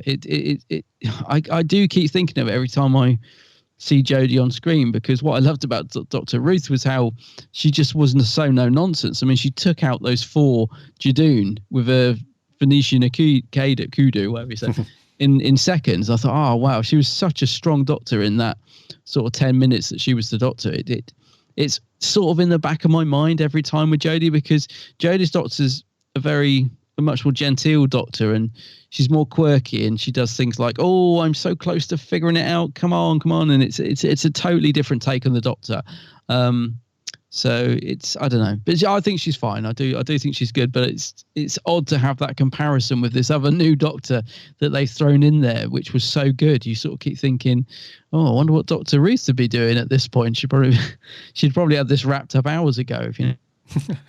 Yeah, no, I know what you mean. It's yes, well, every Doctor's different. Yeah, every Doctor is. I completely agree, dude. But yeah, I think Jodie is still very good this series. I think her performance and her confidence is still improving week on week. I do feel like I'm liking her. I'm definitely liking her as a Doctor a lot more. I think she is being written better, but I think she could still be written better as well. I think there's still a bit of improvement in terms of the writing, but not. I think her performance is nice. A nice performance from her. Yeah. Yes. Okay. Is there anything else on your notes, mate? Anything you want to mention before we put a score on? Only Segan's music, which I think because we've not really had any standout from him recently, I've sort of been making a note to sort of listen out for it. And I did think it was good this week. There was lots of banging drums and stuff. So and very creepy music with the old when Jamelia was convulsing on the operating table and stuff like that. So I thought his music was good this week. It fitted the story very nicely. Yes. So yeah, that was the only other note I'd got was Segan. Am I saying his name right? Segan, yeah. Yeah. Akinola, yeah.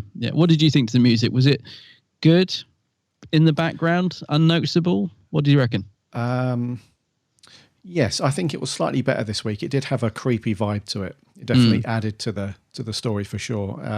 I still don't think it's strange because in Series 11 I really liked his music. I think there were some stronger themes that were coming through that were more memorable.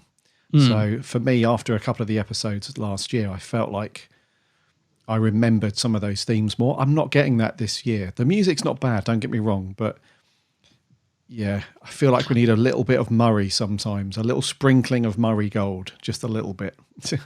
I think I know what you mean in the sense that I remember with season 11, we kept saying, the music, I can't wait for the soundtrack to come out. I loved that bit of music this week. In this one, there isn't anything where I've been like, I really can't wait to get that track, or I hope that comes out on the next soundtrack. There's not been anything particularly stand out as of yet. Exactly, yeah. There's nothing. Yeah, there's nothing that jumps out like, oh yeah, do you remember that amazing bit?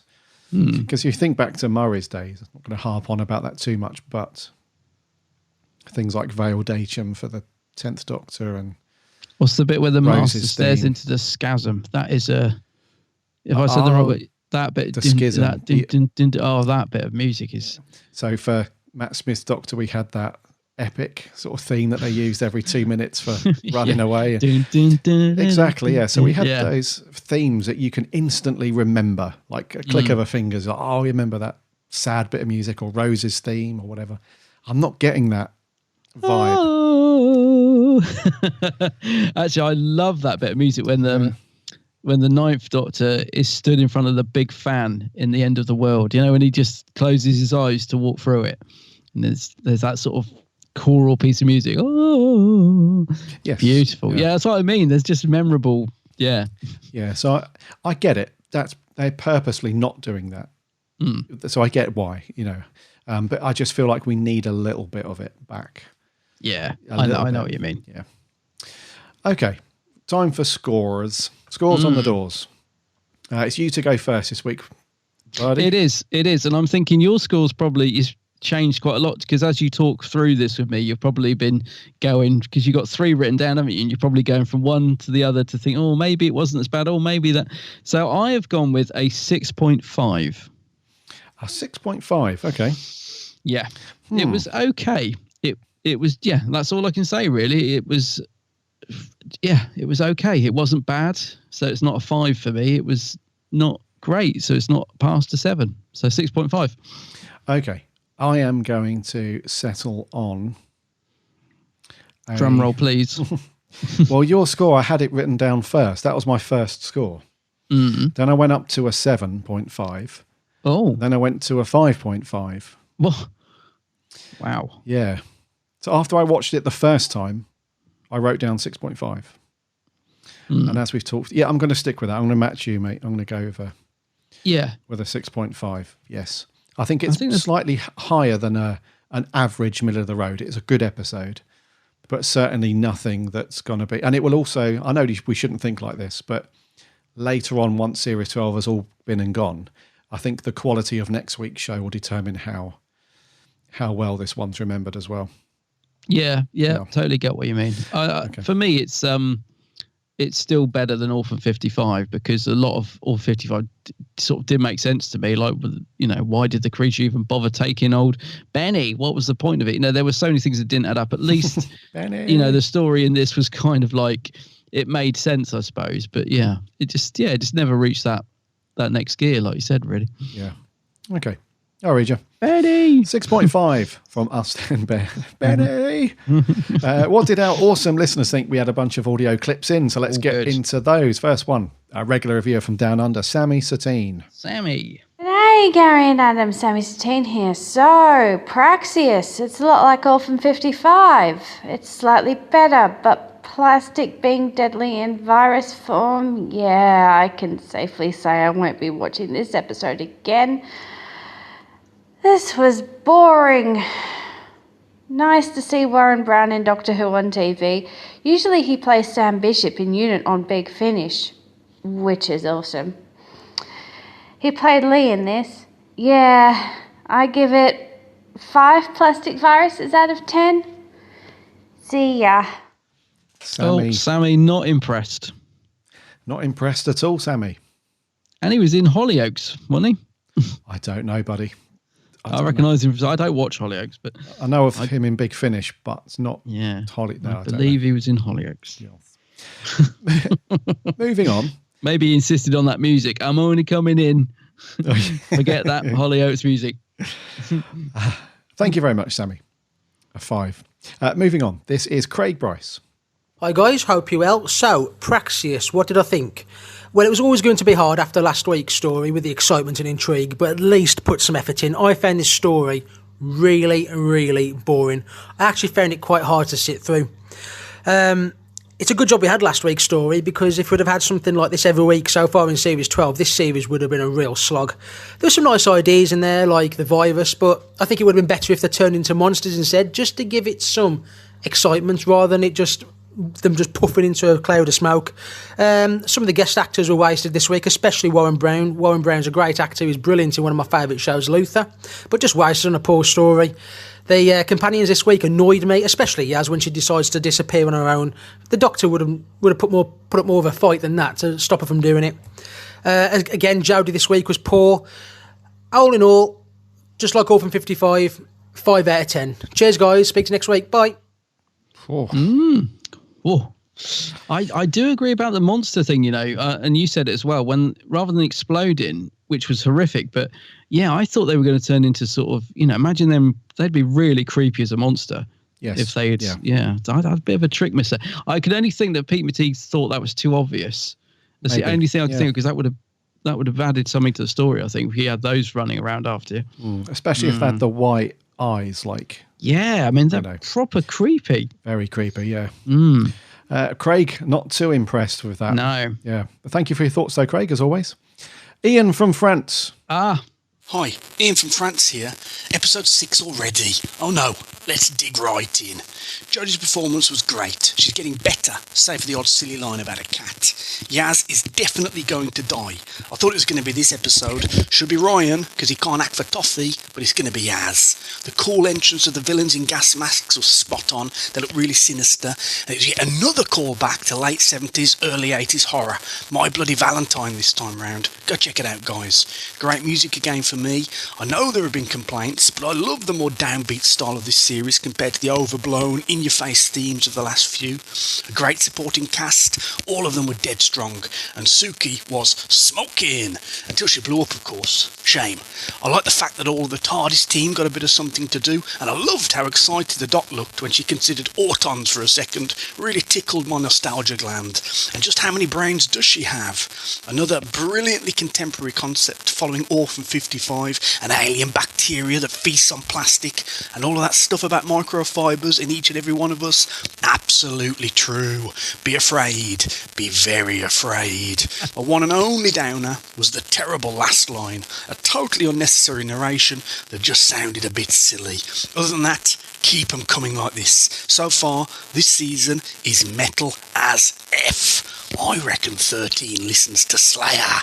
Alors, c'est suffit. Je partis. À bientôt, mes amis. Brilliant. Yeah. Ian quite liking this. He's loving it. I agree with him about the cat. I meant to say that I get slightly annoyed when they give Jodie like silly lines like that, which keeps banging on about talking cats and stuff. It's not quirky, it's not funny. To edit it out. I liked the line about the cat. Oh no! I'll be honest with you, mate. I thought that was a nice little laugh. I had a little chuckle about that. Talking cat on Planet Toe. It's it's the sort of thing I would write as a kid when I was writing Doctor Who scripts at 13. I'm talking to a cat on Planet Venus. I know. I know it's corny. I know stuff, what you mean. It's just me being an old grizzle chuckle. Interesting mention as well, Ian, about the narration. The last line that was narrated by the Doctor. I forgot to ask you about that. Like it or no? No likey or likey? What does she say? Something about being connected. Like, all of us being connected and yeah. Didn't really. As I said, by the time I got to this episode, I was kind of just a bit shrugging of shoulders like, oh, okay then. Yeah, I'm a bit, what's the word? I'm just either way on that. Didn't affect me at all. It's going to sound weird, but that felt very Sarah Jane. Oh, I suppose. Yeah. Yeah. I like that, dude. I'm probably, yeah. I don't know, just the little line, a couple of lines, funny lines about the cat, and that very last line that she narrated, I just thought were nice little touches. I quite liked it. Anyways, thank you very much, Ian. Thanks, Ian. Martin Arnold, let's do it. Oh. Fugitive of the Doom was a hell of a tough act to follow, and Praxeus kind of didn't. I thought the atmosphere was nice and creepy. I thought the way that the pacing was done was, again, as with every episode this season, has been superb. The three members of the fam and the Doctor all gallivanting across the world could have been a complete mess, and it wasn't. So that was good. It's just the payoff was kind of dull. I don't mind the theme. I just thought, okay, given this globe-trotting mystery and the red alert that, kicked it all off at the end of last episode, we're going to get something, and we didn't really. It was okay. I didn't like the policeman. He was terrible. I'd give it 7 out of 10. I wouldn't really watch this one again in a hurry, but I wouldn't say it was terrible. Cheers. Didn't like the policeman. Didn't like the policeman. He was in Hollyoaks Day, I'm going to stop banging on about Hollyoaks. Martin, not overly thrilled. No, not overly. He's not loving it. Slapped a 7 on it. Yeah. Which is not a bad score. No, average. It's just average, isn't it? Yeah, I could sense Martin's tone as well. He's just like, come on, I want to see more good stuff. You could sense his tone. Give me the good stuff, he's saying. Good stuff, yeah. Thank you very much, Martin. Much appreciated. And lastly, this is Alex Kingdom. Hello, Gary and Adam of the Big Blue Box podcast. How are you guys doing? Episode 6 for the series, Praxeus, written by Pete Mateague and Chris Chibnall. And I thought when the Chris Chibnall credit was put on this episode, there'd be more series, 12 storyline stuff. We didn't get that, though. We just got a really solid episode of Doctor Who, kind of akin to Nikola Tesla's Night of Terror. It's not as good as Nikola Tesla for me, but it's much better than the absolute pile of, that was all in 55. And I've already seen that people online have been calling it political again, but for me, this is how you put a political message in a Doctor Who story about the plastics and how we badly use plastics and put it into the story. I liked how they were used with the birds and stuff. I thought it was really well done. I cared about all the side characters, although I don't remember all their names, but there were so many of them. And my main props to the story is that it split up the Doctor, Ryan, Yaz and Graham. I thought it was really good. They only really came together in the last 10 minutes or so I love that. And also the virus looked really cool as well. So I can't really say there's much I didn't like, but it didn't blow me away. So I'll give it a 6.5, borderlining a 7. I'm doing an Adam. I can't decide what I'm going to do. 7. Why not? See you guys next week. I wondered what Alex was going to say when he said a big steaming pile. Oh dear! I mean, I know he's grown up these days, but there's no need for language like that. Yeah, Alex. Yeah, been with us since the beginning. I think he's the ancient one. Yeah, the old grizzled ancient. Yeah. He's only like 18, isn't he? If that, I don't know. How old are you, Alex? I don't know how old you are. Thank you very much, Alex. So yeah, undecisive like Adam. Yep. Absolutely. That was our audio reviewers for this week. Thank you so much, guys, for taking the time to do that. Much appreciated. Let's have a look at the socials and see what people were saying over there. Over on Twitter, Bernard JKD said, I like it, but the 3 places set up is illogical, which may be Chibnall's Who epitaph. Where do Yaz's keys come from? Remember, she had the skeleton key to let herself in when they were in Hong Kong. Oh, yeah. Oh, the Doctor probably just gave him to her, I expect. Yeah, along with Adam's mobile. If the Doctor has managed to find the different locations, she has already worked out the story, ? Why split up, ? Why leave Ryan in Peru, ? It so wants to be an NA but can't. I mean, initially I gave it an 8 out of 10 as it was fresh, cinematic and scary, but why doesn't Lang simply text the space agency instead of his moany ex? Ultimately, the 3 locations don't work as it muddies the storyline, but makes the sequence of events mangled and illogical. Bernard, doing the maths. Yeah. But yeah, what do you give it? An 8 out of 10. So that's a pretty good score. Still a good score, yeah. Yeah. Davros says, pure filler for me and a bland box-ticking moralistic exercise. Not terrible, but really run-of-the-mill. 5 out of 10. Okay. Andrew Griffiths, really enjoyed it. A great follow-up to last week's. Thumbs up. Sam, after last week's Game Changer, this one falls flat in comparison. Praxeus had some cool setup at the start with different locations. I enjoyed seeing Hong Kong in particular. However, the conclusion to the mystery felt underwhelming and forgettable. 5 out of 10. Joe Bowers, an average episode. I liked all of the cast characters, but felt there was too many of them, and I felt Yaz was the only companion to be developed. Also, the threat didn't feel big enough to warrant the global scale. Yeah. 7 out of 10. The Men of Who. For the first 20 minutes, I thought I was loving the episode. The mystery had me hooked. I liked all the new characters and the locations were awesome. Then we started getting the plastic messaging and the whole thing tailed off into average filler. A shame. 6 out of 10. Jordan Shortman, one of our reviewers / writers / awesome people. A filler episode for me, but not bad. I've never been a fan of real life sciencey stuff, so the middle bores me, and there was too much running around in the beginning. The design of the virus looked brilliant, though, as did the aliens, though I wish it had been the Sea Devils. Yeah. Craig Mateo, enjoyed it. Compared to the message here, Dwarf 55 was done very well. 7 out of 10. Time Lord 0902. Plastic is bad. 3 out of 10. Clive Gemmer says, I think that Praxeus was a very good story. Unfortunately, a very hard act to follow from last week. I do, however, think the series is becoming very ecologically preachy. Brilliant points, but not what I want in my Doctor Who. Reese Gallifrey Forever 97 says, amazing setup of intrigue and scale at the beginning. I was hooked throughout with really standout side characters. Felt underwhelmed by the ending, as I thought they may have been more to it than just the infection. Pretty good episode overall.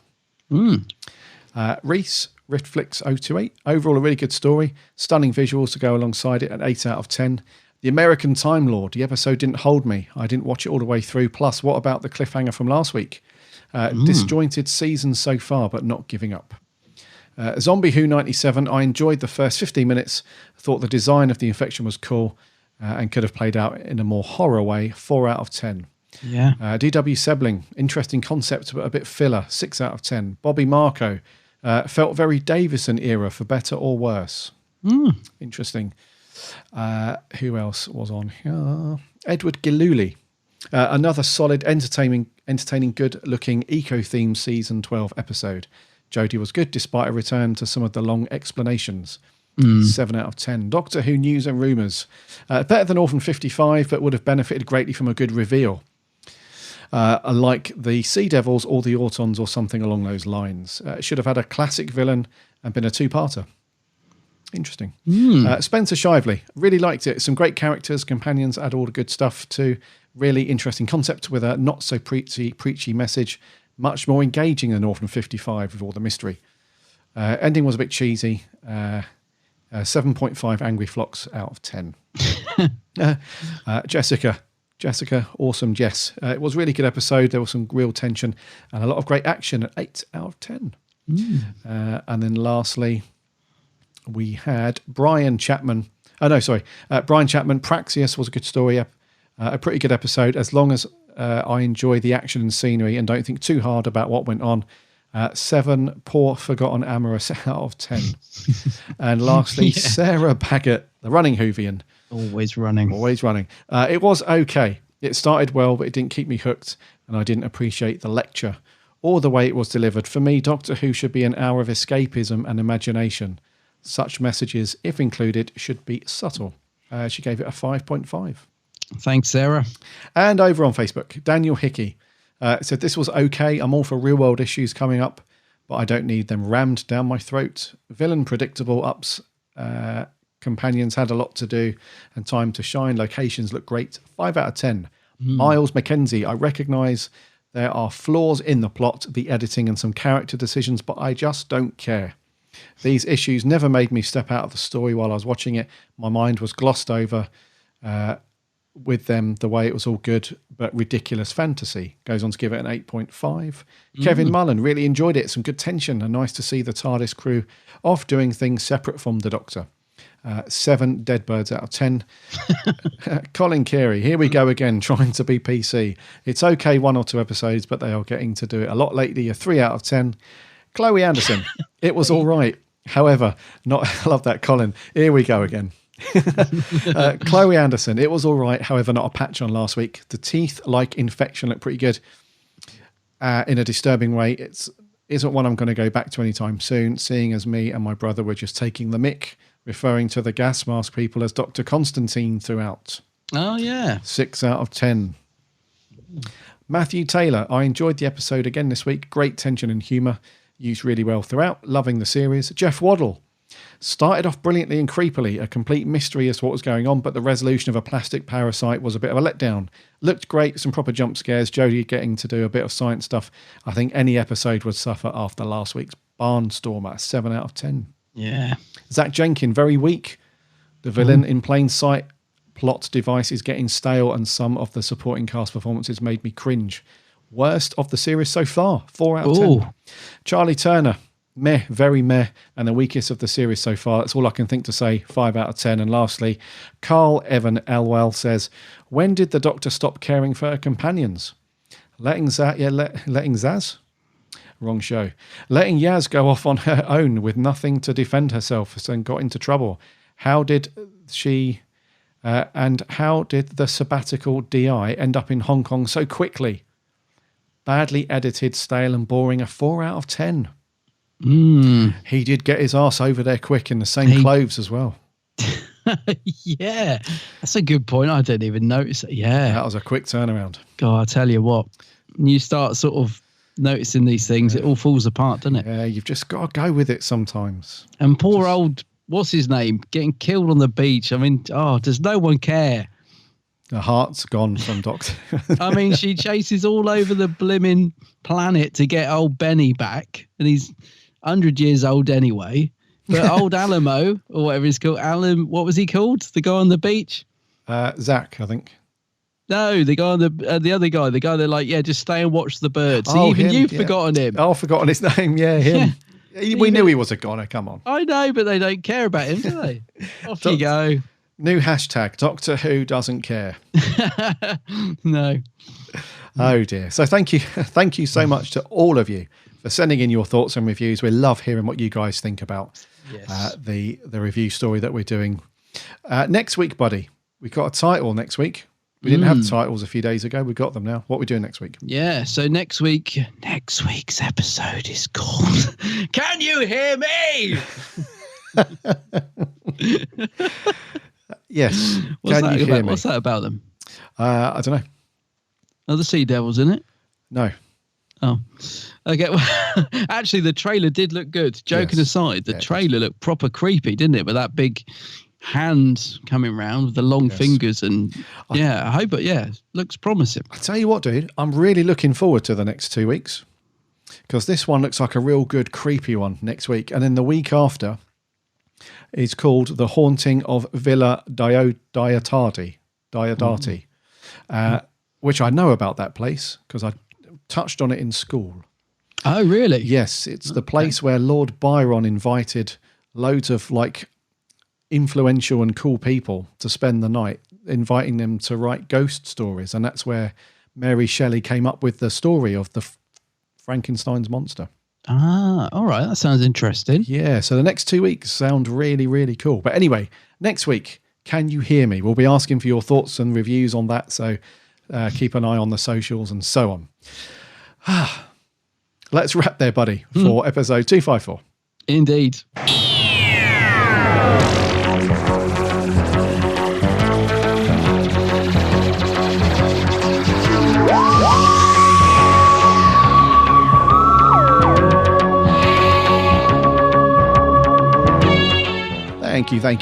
Thank you so much for sticking with us and listening to episode 254. It's been great to have you on board, as always. Thank you to all of our new listeners and long-time listeners. We love you guys and sending in your thoughts and reviews on our review episode. Next week, as Adam said, Can You Hear Me? Sounds interesting. Usually on a Monday, we put out a social request asking for all of your thoughts, so keep an eye out for that. We'd love to hear what you think, as always. In the meantime, head over to the website www.bigblueboxpodcast.co.uk. You can listen to all of our shows on there, plus you can check out all of the cool reviews and articles from our writing team, who are putting out awesome stuff every week, so go and check that out. Subscribe to the show on whatever podcast app you listen to podcasts on. Just do a search for the Big Blue Box Podcast, or there are buttons on the website to go off and do that. Give us a sub so you don't miss a show when it lands every Friday. And if you've got a minute for a review and a rating, that would be awesome, because that helps us out loads with discoverability and all that jazz. We're also on the socials, Instagram, Twitter and Facebook. Again, links to those things on the website, or just do a search for us. You'll find us on there. We chat Doctor Who every week. Also, check out my co-host YouTube channel, The Geek's Handbag. Yes, indeed. Just dropped a sweet new video covering the new Doctor Who pin badges that were just released from Hero Collector, and also the t-shirts. All look very, very good. Plus, there's a ton of other videos on there on Adam's channel. Just grab a cup of tea, put an hour aside and go and check them all out. Very, very cool stuff. Adam is also on the socials under the same name, The Geek's Handbag, Insta, Twitter and Facebook. Indeed I am. Give him an ad over there. We've got a really good community of fans on the socials, actually. We all chat Doctor Who every week, plus other podcasters and stuff. We all have a chat and stuff, so it's really cool. And if you're listening to this and you've not yet sent in a review for one of our episodes that week, do that this week. Just think, no, do you know what? I'm going to do it. I'm going to open up Twitter or Facebook and I'm going to send in a review. We'd love to hear from you. Until next week for episode 255, my name's Gary. My name's Adam. And remember, Allons-y.